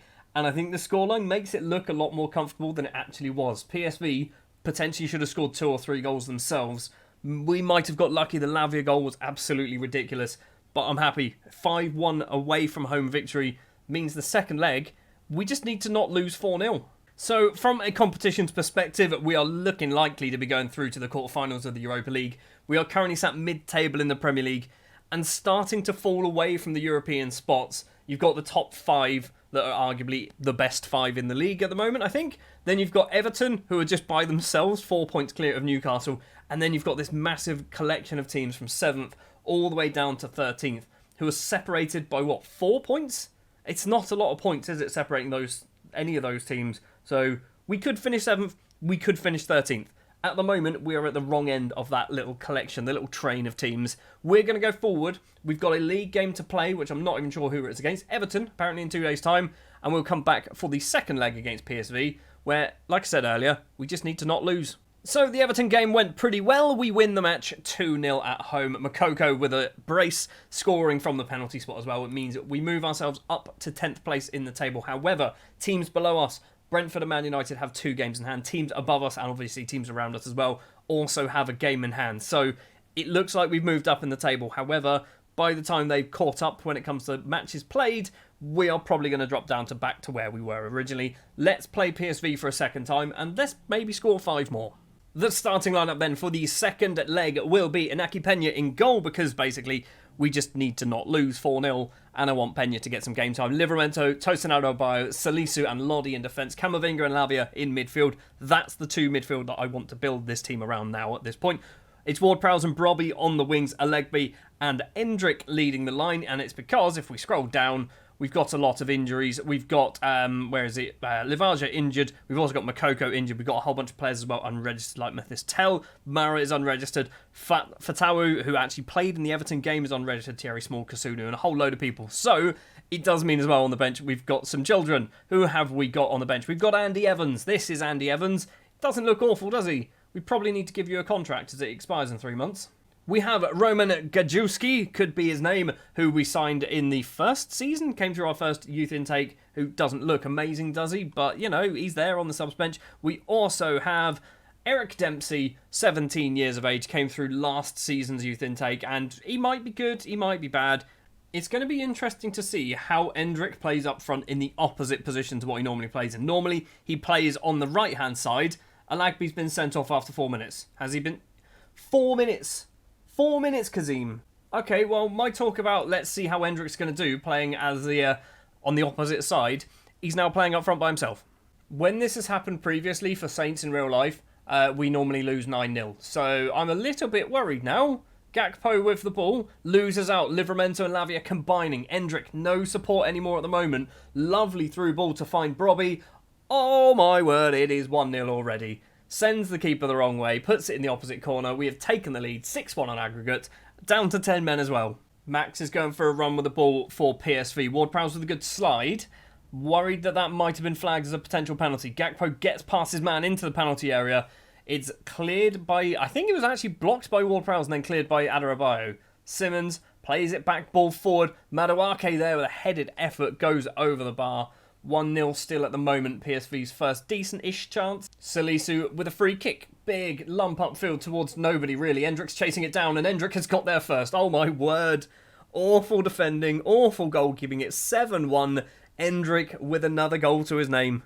I'll tell you what, this 4-2-4 formation is doing the business, isn't it? It is really doing the business. We're down to 10 men, and we are playing just as well as we were when we had 11 in the last match. Almost at half-time, 30 seconds plus injury time. Madueke with the ball. Plays it in the middle. Sangare's long kick over towards Gakpo and he controls it well.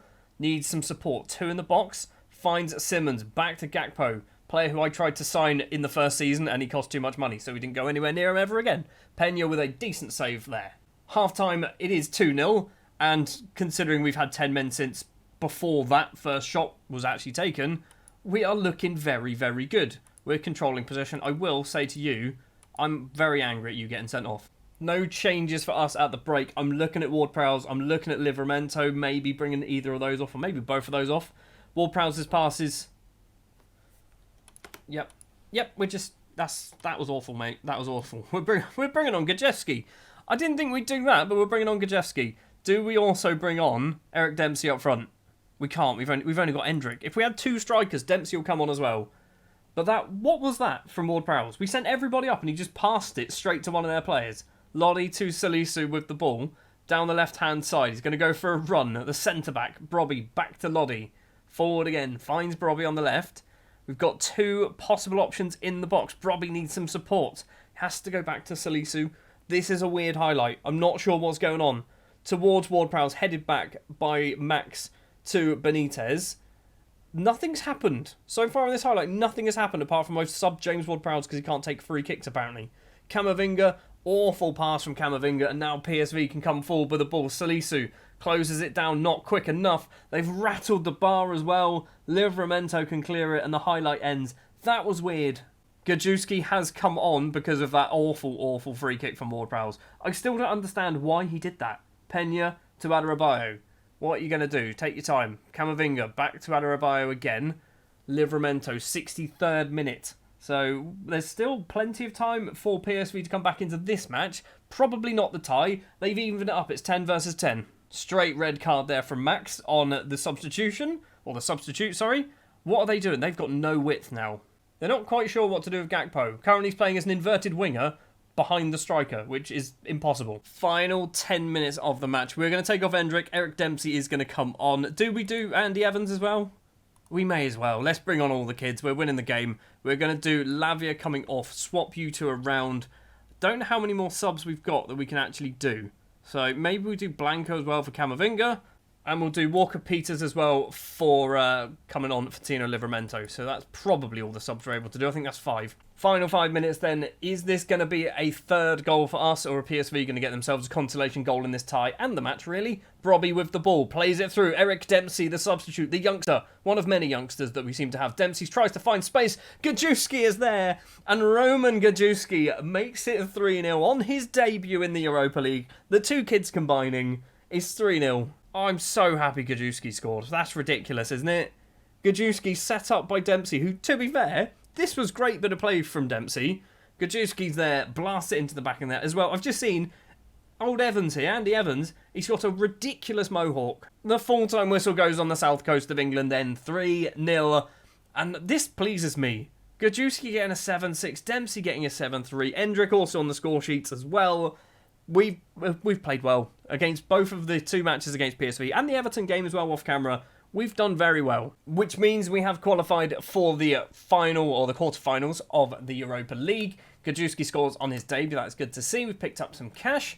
Legby is banned for 1 match. I'm not going to appeal. I'm going to fine you for 2 weeks' wages. There we go. It means next episode is going to be the Europa League quarterfinal. The draw. When does the draw take place? On the 21st of March. So we are not going to see the draw because we've got 2 games to play in between that. So next episode then, we are going to find out who we are going to be playing in the Europa League. And then we're going to be playing them as well. Thank you very much for watching this episode of Football Manager 2023 with Southampton. If you did enjoy, do please remember to leave a like. Subscribe to the channel if you are new. And I'll be back next time with more Football Manager, which might be in the full version of the game. I'm not quite sure yet. This episode is going to be a little bit all over the place because basically it is the day after we've just beaten PSV. We still haven't played any more matches. We don't know who we're playing in the next round of the Europa League. However, we have just had our youth intake. I've not had a look, but we have one player who's 4.5 star, one player who's 4 star, and everyone else is probably not very good. It's a below average intake, but we'll take a look at the 2 top ones, and I'll have a look off camera at some of the others and maybe highlight them as well. So first up then is Shadrach Hardschleif, who is a Republic of Ireland youngster, 1.5 star current ability, 4 star potential. Actually doesn't look too bad. He's got some decent numbers in decent places. Teamwork and work rate of 16 and 17. He's an angry Irishman with 18 aggression, but as a ball-winning midfielder, he might actually have the legs to turn into something half decent. Once you get his technical abilities up, hopefully his mental ones will slightly increase as well, and he could do a very good job for us. I quite like Shadrach Hardschleif. And his fellow Irishman is Liam Graham, and I'm not as keen, to be honest. He's got some better technical stats. Technique is pretty decent. His first touch isn't amazing, but it's okay. He's got 14 work rate and 14 flair and 14 aggression. His mental numbers, I think, are what lets him down. He's also 5'5", but he's also 15. So, maybe he's going to grow. Hopefully he is going to grow as well. He might be alright. They reckon he's 4.5 star potential ability, so we will see. As for some of the other players, Daniel Miley is a 16-year-old Australian goalkeeper who hopefully is part English. He is part English as well. Doesn't look awful. He definitely doesn't look awful. He doesn't look amazing, but he doesn't look awful as well. Same with Callum Rees. Callum Rees is Welsh, left back. He looks alright. He looks okay. 3-star potential ability. So maybe what the coaches are seeing is him getting... He's not going to be superb, but he's still going to be reasonably good. And he's probably way better now than perhaps someone else who's 16 years of age. Also, Kylian Martin, who looks pretty decent. Kylen? He looks pretty decent to me as well. Is that just me seeing something there that I think he's better than perhaps he maybe should be? I think Martin could be good. And the final player who I want to point out, I don't know whether he's going to be good or not, but I'm just loving the fact that we have a Filipino youngster called Ricardo Villanueva, who is fast as all hell. 17 acceleration, 15 pace, 18 natural fitness. He can run the length of the pitch once and then he's out because his stamina's only 8. But he might be alright. He might be alright, Is he part English? I'm hoping he is part English. He is part English as well. That is good. So, yeah, Ricardo Villanueva is a player I think I want to kind of keep my eye on. So, yeah, that is our youth intake. We're now going to go forward to the Europa League draw and then the Europa League matches as well. Right, this episode is all over the place. I will tell you now, it's an absolute shambles because we've missed the Europa League draw. We're playing Lazio, everybody. However, we've now got the next-gen 2025 50 best Wonderkids in the world. And you can see, number 1, we've only bloody won it again. This time, Endrick is the man to win it. Have we got anybody else on the list? Yes, we do. We have Mathis Tell, we have Aznu, and we also have Paul Wanner, who's currently out on loan at Anderlecht, who he's not really playing for them, but he's got 14 games off the bench. Aznu has played a couple of times for us. He does actually look surprisingly good. For £1.1 million, that is a very good signing. And then Mathis Tell, who we spent £9 million on, who... arguably, we didn't need him, did we? We really did not need him because we've got Brobby, we've got all the very good, decent strikers in the shape of Makoko, we've obviously got Endrick as well. But, when a player of Tell's potential crops up for about £10 million, you kind of have to jump on that one as well. Also, we have played 3 matches currently between the first clip and this clip. We've drawn with Newcastle. We beat Leeds 4-2. Brobby with a hat-trick in this one.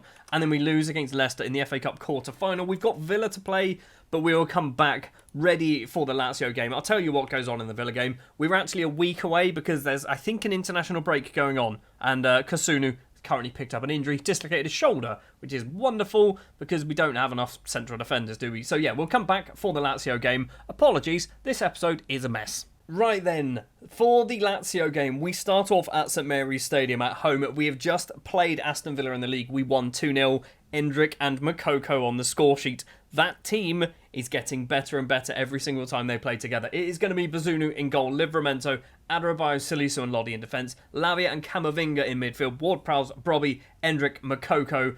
We are starting to get a somewhat settled starting 11. At least the front six is somewhat settled. It's weird that Ward-Prowse is a right winger for us, but like I said earlier, last episode, we can't get him in that midfield between Lavia and Camavinga, so we'll do it this way round also. You're the wrong side. That's better. Since going to this 4-2-4 formation, we've actually been very, very good. We've dropped a few points. We've lost a couple of games, but nothing major. We've not lost anything that you'd expect us to win. We lost against Leicester in the FA Cup. It was a 1-0 defeat. Not particularly convincing for either team there. Before this match as well, it come up with sort of odds of who's likely to win the game. Lazio apparently are a better team than us, but not by a huge amount. So I'm hoping that we've got enough at home. We can do them at home, go to Italy, and then it doesn't really matter what happens there because we've maybe won 2 or 3-0 here. But we do need some highlights for that to actually happen. Currently, we are 40 minutes in. There's been, 11 shots? 3 of them on target. Not a single highlight until now. The 46th minute of 45. Anderson with the ball. Plays forward. It is Lazzari. He's going to go for a run off towards that left-hand side. Pedro collects it. Back to Marcos Antonio. Ball forward. Immobile's in on goal. Immobile tucks that ball away. Was he offside? I feel like he was miles offside. Nope. I think Salisu played him onside. And it is 1-0 to Lazio. Immobile is the man. I mean, was he definitely onside? Was he definitely onside? It was you. It wasn't Salisu. It was you. It was Lavia playing you onside.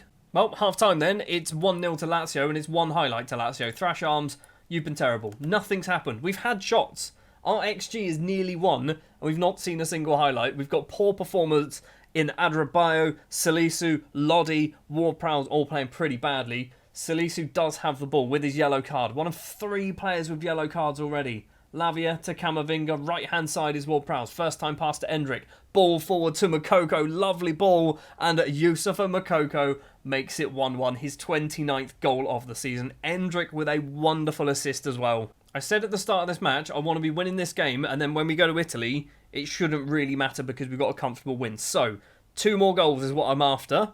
And then when we play Lazio, maybe we don't need to worry too much. Lavia collects that ball, plays it to Endrick, on the ground to Moukoko, ball forward, Ward-Prowse collects it, 4 in the box. Endrick is one of them, and he's lashed it wide because he used his left foot rather than his right. I was worried this was going to happen. Mokoko's health was slowly dropping, and he's picked up an injury. So we're going to have to bring him off. Benji de Cruz. It's this Europa League. I played the kids in the Europa League for some reason. We're also going to do Salisu off for Harwood Bellis. That's more because of his yellow card. Also, Lodi's going to come off for Walker Peters. Benji de Cruz, by the way, has just signed a professional contract. He is 17 years of age. And as we saw in the last episode, the kids can score goals in Europe. Immobile collects it. Lavia's going to get that clear. Not the most obvious clearance.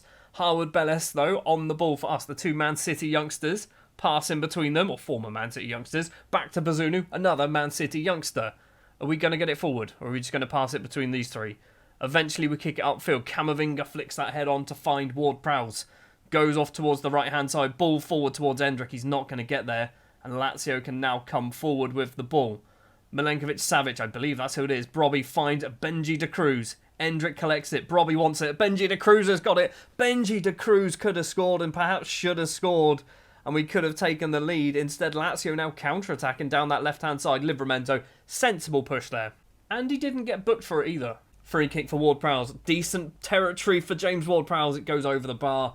Goes off for a goal kick. Final 15 minutes and we are looking like the better team. We are definitely looking like the better team. 16 shots. Only 7 of them on target though. Rodriguez with a throw for Lazio in the final 10. Pedro to Rodriguez.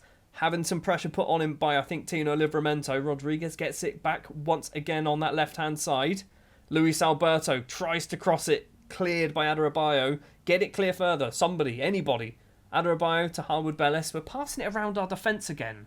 Why are we doing that? Ball forward to nobody. Weird pass. Not really sure what the plan was for that.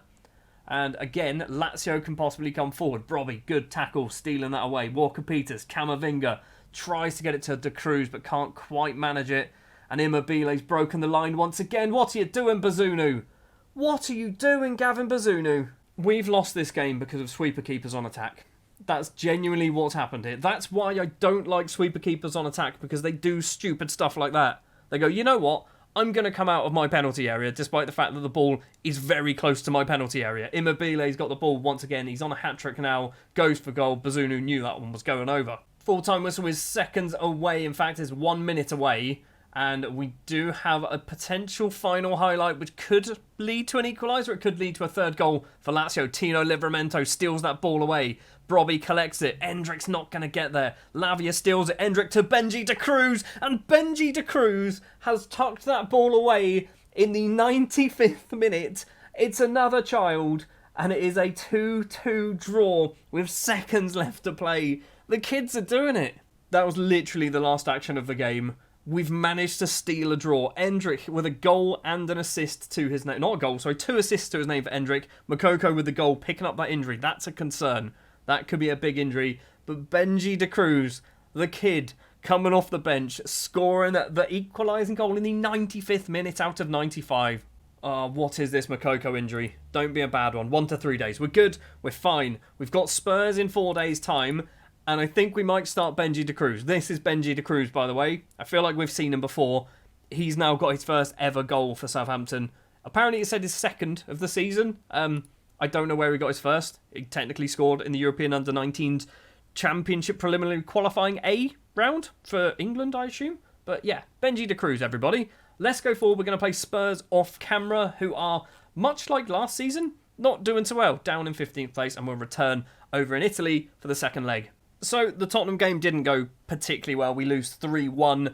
Annoyingly as well, we pick up an injury for 3 weeks to Romeo Lavia, which means he's most likely going to miss a fair amount of football. Probably not all of the football, but most of the rest of the season, we're not going to have Lavia, which actually is terrible, but also it's not awful because we've got Dewsbury Hall, we've got Guimaraes, we've got Onyeka, we've got plenty of players who can fill in that gap. Starting lineup then for the Lazio game is going to be as good as we can get. It's going to be Bazunu, Livramento, Adarabioyo, Salisu, Lodi. Dewsbury Hall comes in for Lavia, Camavinga, Ward-Prowse, Brobby, Endrick and Makoko. So I think we've only done one change, which is Dewsbury Hall, haven't we? You'd think I'd know how many changes we've actually done, but yeah, I've got no idea. It is Immobile leading the line once again for Lazio. I'm hoping we were the better team in the first leg, so I'm hoping we're going to be the better team in this one and actually take our chances and not give them too many decent opportunities. Salisu with the ball, big lump upfield towards Ward-Prowse, who chests it down. I say chest, headers it down apparently. It looked like he chested it down. Livramento, good head forward, straight to Pedro. Luis Alberto, on towards the right-hand side for Felipe Anderson. Lodi can steal that ball away and give it straight back. What are you doing, Lodi? Immobile to Milenkovic-Savic. Goes for an outside-of-the-foot curling effort. Goes over Gavin Bazunu's bar. First chance goes Lazio's way, but it wasn't very good. Lazio once again with the ball. 8th minute. Marusic goes for a run. He's got Ward-Prowse chasing him. Immobile stops and passes that off to the right-hand side. That's a good ball. Renan Lodi was there. What are you doing, Pedro? I say Pedro. Bazunu's just letting an absolute howler once again. Felipe Anderson with a very good cross. I was saying Renan Lodi is closing him down, but Anderson basically whipped that ball in way before Lodi could even get close to him. And we're 1-0 down once again against Lazio. Bazunu, what are you doing? Ward-Prowse with a free kick in a good position and almost finds the top corner. I think it was saved. It is saved, so we do get ourselves a corner kick. James Ward-Prowse is the man to go over to take it. Right-footed. Who have we got at the front post? It's Brian Brobby. It's gone over Brobby. And Marcos Antonio can get the ball clear for Lazio. We're looking okay again. Annoyingly, we've let in an early goal. And now we're trying to claw back onto level terms. Dewsbury Hall just let Marcos Antonio get that. What was that all about? He just let the ball go to Antonio. Marusic with the ball. Plays it to Felipe Anderson again. Lodi this time getting there quick and stealing that ball away. Is this going to be a highlight for us or a highlight for Lazio? I'm still worried that it's going to be for them. Renan Lodi loses out to Felipe Anderson. Lodi's having an appalling game. It's a good save from Bazunu. Not the best shot either from Anderson, but Bazunu can hold on. Romagnoli with the ball for Lazio. I mean, they're actually looking like the better team. I said a minute ago that we're looking reasonably good. Are we? I don't think we are. Romagnoli gets it again. He's going for a little waddle forward. Pedro. Marcos Antonio. Milenkovic-Savic with the ball. Camavinga steals that away. He can play it on the ground. Makoko collects it, returning from his injury. Doesn't really get anywhere with the ball, though. And it's back with the goalkeeper for the Italian side. Big kick over the halfway line towards Immobile. We should win that, and we do. Camavinga spins. Brobby on the ground. Finds Endrick. Makoko needs that. Makoko gets that. Takes a touch. It's an awful shot. I think it's actually blocked. It was blocked. It's going to be a corner. JWP to take it as well. Right-footed towards Adebayo coming in there, but doesn't get the headed effort away. Endrick keeps it alive. Cross it, buddy. Cross it. Don't pass it like that. What were you trying to do? We've got some players just having absolute shockers. Ward-Prowse is probably one of them. He's on a 6-6 apparently. It's cleared, and Immobile collects it. Endrick with a little kick to steal it away, but it's straight to a Lazio shirt. We're trying to chase this ball down. I'm not even sure who that is. It's Camavinga. Ball forward, though, for Lazio. Marusic could be his name. I'm not quite sure. Collects it. Got some pressure from Ward-Prowse. Lazio just looking good, and we're looking bad. That's the problem. It's not that we're playing awfully. It's just whenever we get a decent-ish chance, we don't do anything with it, and Lazio are taking theirs. It's 2-0. Ward-Prowse with another free kick. This time, is he going to find the top corner? Nope, he finds the bar. Still alive. Makoko tries to find the bottom corner himself, and it is blocked on the line and cleared. Endrick somehow manages to pass that ball forward to nobody.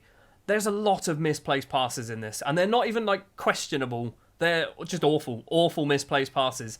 Anderson to Immobile on the halfway line.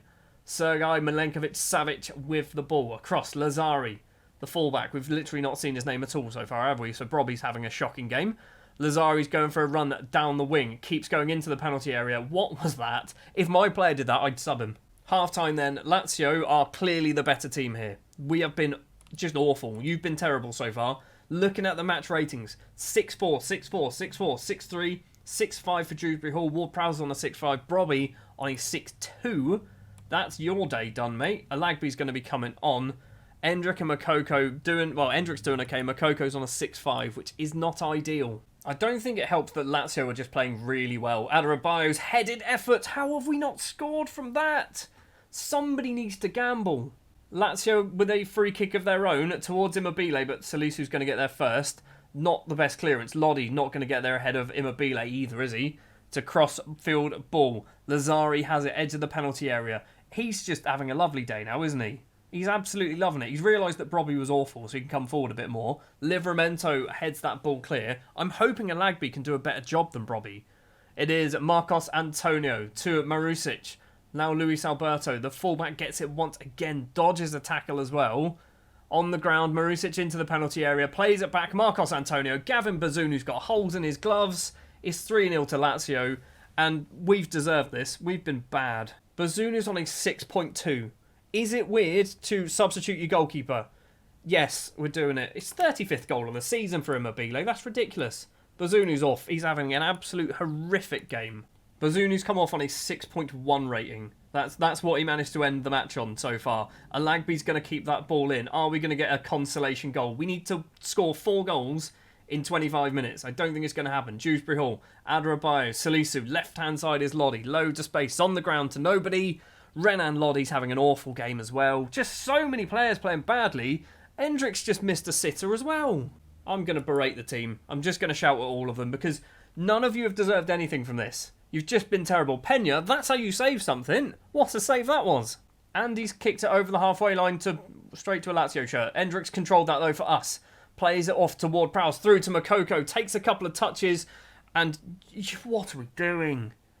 What are we doing? We've got an XG of equal to theirs. Well, it's game over, isn't it? There's still 10 minutes to play. I should do some subs, but I really can't be bothered. We've got Makoko on a 6-0, Lodi on a 6-1, Salisu's on a 6-2, Alagby's come on and done a 6-3, so he's no better than Brobby either. Zaccagni collects it for Lazio. Don't be 5. Pena's going to come out, claim that one. A little bit of a television save for some reason. Adebayo now with the ball. Livramento. I was going to say Livramento one of the few players who's actually kind of made a name for himself. He's down to a 6-6. He was on a 7 at half-time, I think. Messias Jr. steals it away. Alagby steals it off him, and then Messias Jr. nicks it back. What are we doing? Alagby's got it. Hold on, Makoko's done something half-decent. Alagby long-range effort, and Kazim Alagby curls it into the back of the net. It is 4-1. There's still not enough time, is there? I'm getting excited that there might be, so we're going to do a couple of changes. Benji De Cruz is going to come on, of course, because that's what you want. Walker Peters is going to come on as a left-back. This might be all the subs we can actually do. We're going to take off Camavinga for Bruno Guimaraes as well. So we've got 9 minutes to score 3 goals. It's possible, maybe? We've got 3 minutes to score 3 goals. That's now not possible. That was an awful performance. That was an awful, awful performance. I'm throwing the water bottle. That was awful. I'm far from pleased. I'm far from pleased for what I saw over the 2 legs. I mean, Lodi gets a 6-1. I'm furious with your performance. Who else played badly? Brobby's already happy to be fired up. You guys, you were amazing. 7, you were amazing. You were excellent. Good job. You were excellent as well. Good job. Benji de Cruz didn't do much. Your performance was below the required standard. He played for 7 minutes, mate. So, we're out of the Europa League, and Bazunu's not happy. So, Bazunu, Gavin, buddy, you are very good. You are very, very good. But you are just so inconsistent. Look at this. Against Lazio, 2 6.1s. Against Newcastle, a 6-3. But then the next match against Leeds, a 7. Against Spurs, a 7. Why are you just so inconsistent? Well, with 6 games left to play of the season then, because we're out of every single cup competition, this is what the league table looks like. Next episode will be the final episode of the Southampton save. We might holiday and do like a 5 years in the future as well, just to see how things have gone with players like your Lavias and your Camavingas and your Endricks and your Makokos. But the next episode will be the final one where we're actually going to do games, put it that way. It's not been a great episode, has it? 2 defeats. Or sort of 2 defeat. 1 defeat, 1 draw, a late draw. Benji de Cruz making the name for himself. But that's going to do it for this one. Thank you very much for watching. If you did enjoy, do please remember to leave a like, subscribe to the channel if you are new, and I'll be back next time with more Football Manager. Well, today the FM beta save comes to an end, even though we're no longer in the beta. I've upgraded to the full game. This is the first ever time I've actually played the full game, so if anything's changed, I might not be aware of it right now. We are obviously going to be playing Brentford and Manchester City in the final 2 games of the season. We're playing Brentford because it's not a save of this, or it's not even a video of this save unless we play Brentford. And Man City, we might be able to stop them getting the championship again.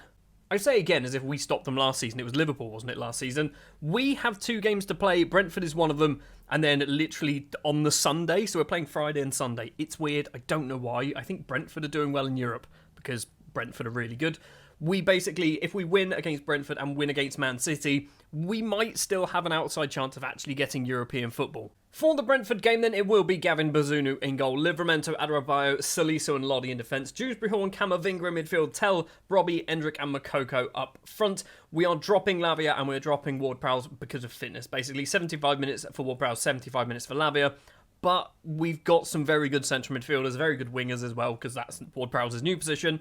So I didn't see the point in risking them. I have also just realised I've completely neglected to tell you what happened in between episodes, and I will have to tell you after the match because I can't remember either. Because we always play Brentford on camera, expect a goal from Ethan Pinnock because he always seems to score against us after I unintentionally badmouthed him. I didn't say he was a bad footballer, I just said that he wasn't, like, he's not a well-known footballer, so Ethan Pinnock will score against us. Balogun with the ball for Brentford on the right-hand side, 7 minutes on the clock only. Brentford coming forward. Lodi can just not really steal it. I was going to say steal it away, but he can't manage to do it. Header forward, not far enough. Aaron Hickey gets tackled by Brobby, and now our counter-attack is on. Endrick gets there first. He's going to run forward. He's not really got much pace, and his shooting isn't the most accurate, apparently, either. Arguably, we should be 1-0 up there. Endrick should have been able to get past the Brentford defence and didn't manage to do it. Tell to Dewsbury Hall, number 7. Back to Livramento now. Tell on the right-hand side. Tries to find Endrick and does manage to do so. Back to Mathis Tell. Crosses it towards Brobby at the back post. His headed effort dinks the post. Ethan Pinnock can clear the ball. I'm wondering if this is going to be one of those games where we get really close and never actually score. Brobby's nicked the ball. We've got the numbers. We should score here. And again, we don't manage to find the back of the net. Arguably there, Brobby should have just passed it on the ground to somebody like a Makoko or Endrick, who I think were in the middle of the box. Dewsbury Hall takes the corner towards Tell. It's actually towards Ethan Pinnock. It's Camavinga outside the box. Loses out. What? Camavinga isn't very good on this game. I wonder whether that's why we managed to get him for relatively cheap. Livramento on the ground finds Mathis Tell. Plays it back to Dewsbury Hall. Long range effort. And David Raya with a spectacular save. 25 minutes on the clock. We have another corner. Our XG is probably nearer a 1 at the moment. Dewsbury Hall's gone over to take the corner as well. Left-footed corner. Whips it towards Camavinga in the middle. It's cleared. Endrick's not going to go anywhere near it. Tell's going to not keep it alive. Fair enough. And now It's a goal for Brentford because these always seem to go in. Jensen steps up to take it, right-footed free kick in off the post. It's 1-0 to Brentford. They have an XG of 0.08 and they are 1-0 up to our XG of 1.24 now. We've got the ball through Livramento. 10 minutes left to play the first half. Adarabioyo to Salisu. He's going to go for a little run forward. The Ghanaian international finds Brobby. Lodi with some space, who stopped running for some reason and then just passed it straight to a Brentford man. Camavinga through a ball. Endrick is the man to collect it and Endrick can tuck that ball away. Is 1-1. Right, now Endrick's got his goal. Maybe he's going to get some confidence in him as well. And he should probably have already got 2. Half-time, it is 1-1 against Brentford. Not the most convincing. I say it's not the most convincing. We're playing very well. We're just not taking our chances. Into the second half, we've done no changes. It looks like Maxwell Cornet has come on. Or is it Cornet? I don't know. He's come on anyway for Brentford. Rico Henry with a throw. Jensen with the cross ball. Renan Lodi can clear that. Good. Brobby collects it. Now, counter-attack time. Here we go. It's technically 3 versus 3. Makoko is one of the 3. Controls it well for Regani. I mean, what was going on there? Renan Lodi's got the ball for us. Lumps it all over towards Tell on the right-hand side. Livramento needs to get forward. Doesn't bother. Goes back to him instead. On the ground, Tell collects it into the penalty area. Tell's effort is saved by Raya. Not quite sure how he managed to save it and send it that way. Dewsbury Hall's going to take the corner as well. I don't think I've set my corners up. So I get excited at corners and then we never seem to do anything from it. We actually won a header there. We didn't score a goal, but we won a header. This has been the story of this season, I think. We've been the better team. We've definitely been the better team, but we're just not scoring goals. We just cannot score goals. We're going to draw against a team that we should be beating, and I think a draw here effectively means we are finishing mid-table. There's no two ways about it. We're going to do Makoko coming off. You know what? We do bring on Lavaja. He scored a lot of goals last season. Didn't really play this season, so he's not scored many. I don't think he scored any, to be honest. We also brought on Bruno Guimaraes as well in that. I don't know whether you saw me doing that, but we definitely did it. Final few minutes of the game, 3 minutes of injury time. Brentford have the ball as well. If we lose, which I would not be surprised if it happens, Brobby's got this fast. This is good. This is potentially going to be a last-minute winner. Henry gets there ahead of Tell. Takes his time, though. Ethan Pinnock, forward. Yarmouk. That's not his name, is it? It's definitely not how it's pronounced. Camavinga collects this ball. Terrible football from Camavinga. He's been awful. Even though he's got an assist, it's through to Florian Balogun. 1-on-1 with the keeper. We've lost to Brentford. They've had 2 highlights. They've had 2 highlights and scored them both. Gavin Bazunu's on a 6.4. The full-time whistle goes. Brentford pick up the 3 points. That's being FM'd, right? That's the definition of being FM'd. They've had 3 shots on target, scored 2 of them. We've had 21 shots, 9 on target, scored 1. So with that then, with 1 game left to play, the maximum amount of points we can get is 58, which means in theory we can finish 9th. Realistically, we're not going to beat Man City, so we're probably finishing 11th, aren't we? Which, now that I look at the league table, is ahead of Spurs and Man United. So, you know, it's actually not a bad season. And Wolves have qualified for the Champions League. Brentford obviously moved up to 7th place. Hold on, are Wolves like really good all of a sudden? No, not really. They finished 12th last season. The season before that, they finished 8th. So, and we obviously nearly got Champions League in the first season. It's all over the place, isn't it? It's all over the place. Brentford are really good at football as well. Also, in between episodes, I realised I didn't tell you what went on. We actually had some very good results. And by very good, we scored a lot of goals. We beat Forest 4-1. We beat Fulham 6-0. We beat Liverpool 4-1. Makoko scoring all 4 of those goals. We were on fire. Then we drew 1-1 with Watford. And this is obviously where the downfall begins. And then obviously losing against Brentford, where we should have just won. Let's go forward for a day and play Man City. We need to give everybody a rest. So the final game ever in charge of Southampton in this save is against Man City. This is what we're going to go for. And basically, this is the team for the future. In theory, this is the team that could keep playing for Southampton for 5 years. And if they keep playing, they should do very, very well. So that's why we're going to go for them. It's Bazunu in goal, Walker-Peters, Adarabioyo, Salisu and Lodi. The defence is the oldest part of my entire starting 11. Walker-Peters is 28, Adarabioyo's 27 and Salisu's 26, I think. Lodi, I think, is 27. So that's the oldest part of our entire starting 11. Lavia and Camavinga in midfield. Tell and Alagby, Endrick and Makoko. And our sub bench as well is relatively young with players like Harwood Bellis is there, Nyanzu's very young as well. So we've still got some decent youngsters on the bench. I would say Livramento would be our starting right back, but he is suspended. And I believe Man City are going full strength because they still need to win this game in order to win the league. We haven't gone weak, in my opinion. We haven't gone for a weak starting 11. We've just gone for a different starting 11 that perhaps we would normally go for. And it's not even much different. It's only really Alagby who is taking this corner. It's towards Makoko. Edison comes out, holds on. 1 minute, 10 seconds on the clock. If we can stop City winning the league, would that be quite a good thing? As a neutral, do we want City to win the league? Apparently, I assume that's Adarabioyo, wants Haaland to score some goals. Foden collects it on the left-hand side, plays it on the ground. Outside the area is Bernardo Silva, takes some touches, goes for goal, hits it well over the bar. So right now, City are winning the league. A draw is probably enough for them to win the league because the goal difference is so drastically different between them and Liverpool. But a defeat and a win for Liverpool will definitely hand the title over to the red side of Liverpool. We've got a goal kick through Bazunu, Salisu to Renan Lodi on that left-hand side. He's going to go for a run. Plays it forward. Carl Walker just nicks that straight away. Alagby wasn't paying attention. Lodi's pass was awful, wasn't it? Ruben Diaz back to Edison. Closing him down, but we don't get him anywhere near him. Adarabioyo heads forward. Walker Peters controls. That's good. Tell on the right-hand side. Forward. Finds Endrick. Runs towards goal. Makoko's there. You should have passed to Makoko. Corner for City. Nearly half an hour played. Get it clear. Salisu just heads it upwards, really. It's fallen for Carl Walker, and he goes over the bar from outside the area. Still 0-0. City have had one shot on target, and so have we. And technically ours was better. Or our XG is better at the very least. We're getting our shots away. It's another game where already we are nearly at 1 XG, and we haven't got a goal yet.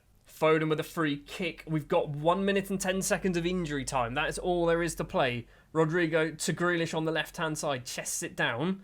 Back to Silva. Edge of the penalty area. He's crossed it to Kulusevski. Closed down well. Foden's going to get there. Bazunu can easily hold on to that. That wasn't a highlight.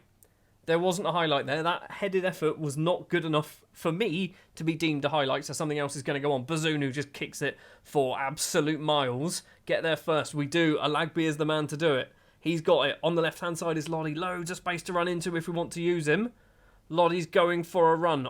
Stops. Finds Camavinga. Doesn't find Camavinga. He is awful. Camavinga is awful at ball control. Is his ball control in negative numbers? He's that bad. Grealish collects it. Right-hand side is Kulusevski. Runs towards goal. On the ground to Haaland. And Erling Haaland puts the ball in the back of the net. We're going to get VAR, but the goal is going to count because the linesman hasn't raised his flag. There we go. Goal is awarded. And all of that came from Camavinga not being able to pass a football. Well, it's not even pass a football, was it? It's control a football. Half-time then. Our shooting has not been good enough.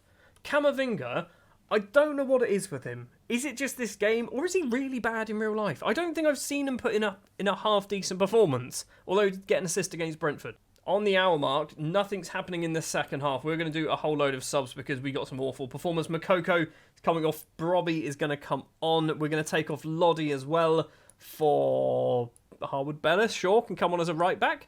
Walker Peters has been moved over to left back. Camavinga's coming off because he's just awful at football. Frank Onyeka, there you go, you can come on as well.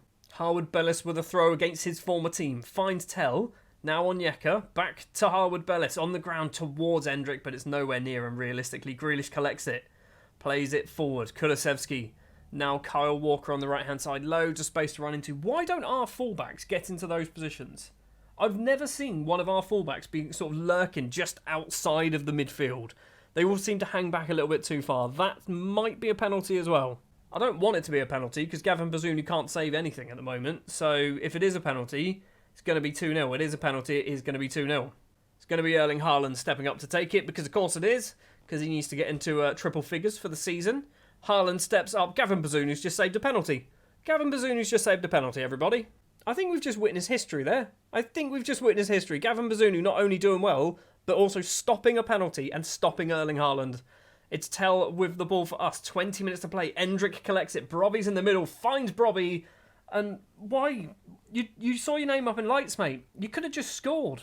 City coming forward once again. Harwood Bellis, Onyeka. Now Endrick does a spin. Keeps hold of the ball as well. Endrick, where are you going? Pass it to somebody. Brobby again. You've missed two sitters. Two absolute sitters. This is like Saints in real life. Final 10. City once again starting the highlight, but that doesn't really mean much because we often nick the ball off of them. Ruben Diaz to John Stones, forward, Bernardo Silva, now Carl Walker. Look how far forward Walker is. Haaland's in on goal. Blast that one into space. Walker he's playing as an inverted wing-back. Maybe that's what we need to look at doing. Playing inverted wing-backs, that might actually help us out. I love the way I'm talking about this, like we're going to play more games as Southampton. We're not. This is the last game. The full-time whistle goes. Man City are champions at St Mary's. I mean, I guess we'll watch this. I could pretend that we've just won the league. We haven't, obviously. But, you know, we played our part by losing. So even though Man City are away from home, we still get to see their end of season celebrations. We don't get to see our team walking around the pitch, doing the cartwheel, or not doing the cartwheels, just walking around the pitch looking very sombre. We finished the league in 11th place. Not the best finish, really, was it? Not the best finish at all. And Moukoko wants a new contract, which, you know what? If we can get rid of these, I'll go for it. Let's drop that down to 105 as well. We'll sign you up. So the final end of season review, it's not the most exciting, is it? Not a lot really happened. We had a poor season.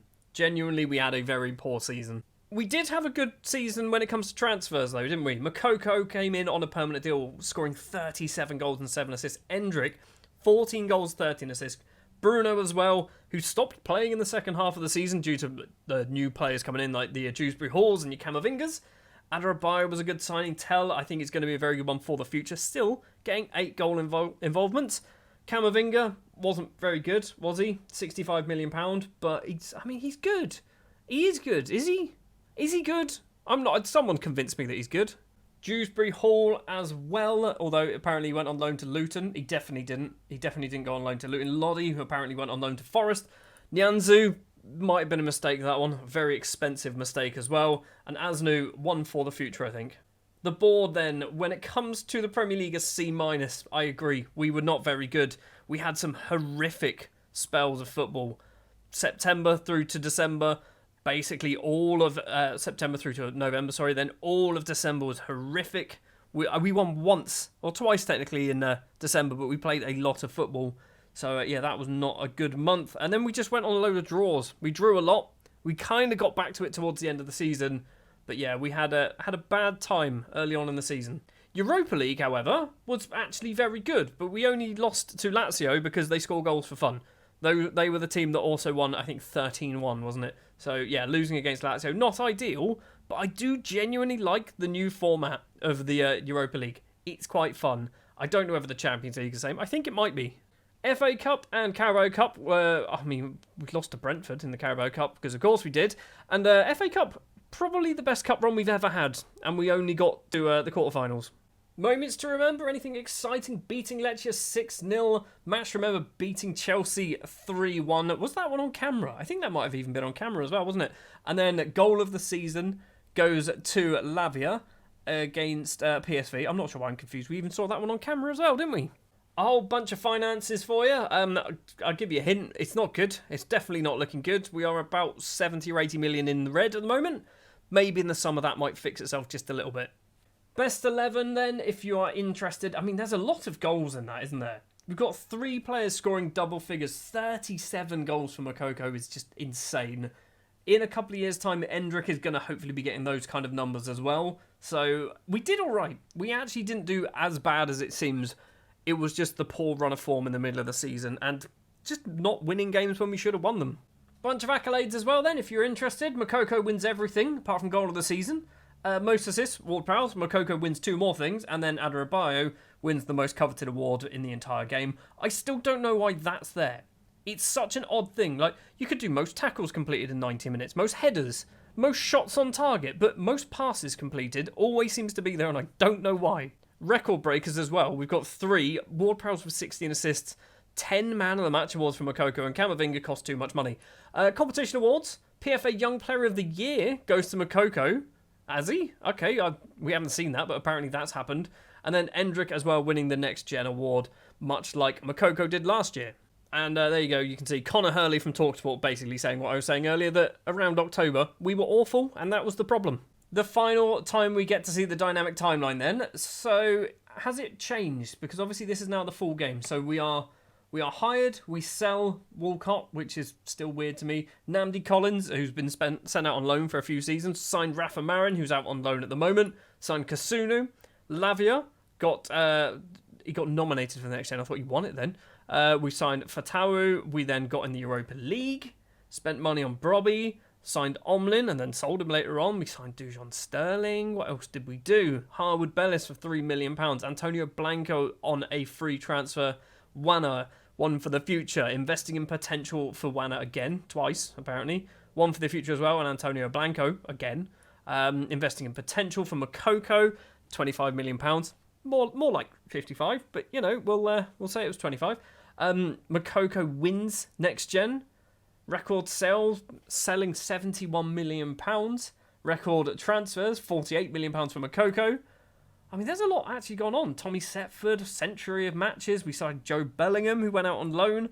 We then spent £129 million in his time as Southampton manager. That's not one transfer window. That's in... Yeah, that's before we spent the big money. Because then we spent 205 million in my time. So we spent like 70 million, 80 million in that transfer window alone. And most of that was on Camavinga. Well, I mean, we signed a lot of people, didn't we? Signed a lot of people. And then it ends on best of the best, which is Makoko winning the PFA Young Player of the Year award, which we haven't seen yet, but let's assume that it's happened. So the board aren't pleased. They'll be happy to hear, though, that that's me done. I'm out. From this season onwards. You can get somebody else in. You can get Nathan Jones from Luton if he's still there. And see if he does any better than I do. I have just blindly accepted as well the club vision. We're failing a fair amount of it. Develop players, disappointed.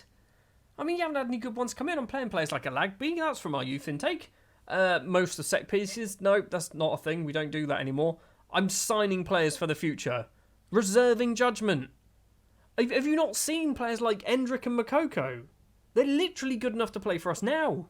So that is going to do it then for the Southampton beta save, which kind of tippled slightly into the full release. We are not fully complete, though, with this save. We're going to do one more video where I'm going to holiday 5 years into the future to May 2030, I guess, and see what has happened to my Southampton team. Because obviously we bought a lot of players with huge amounts of potential.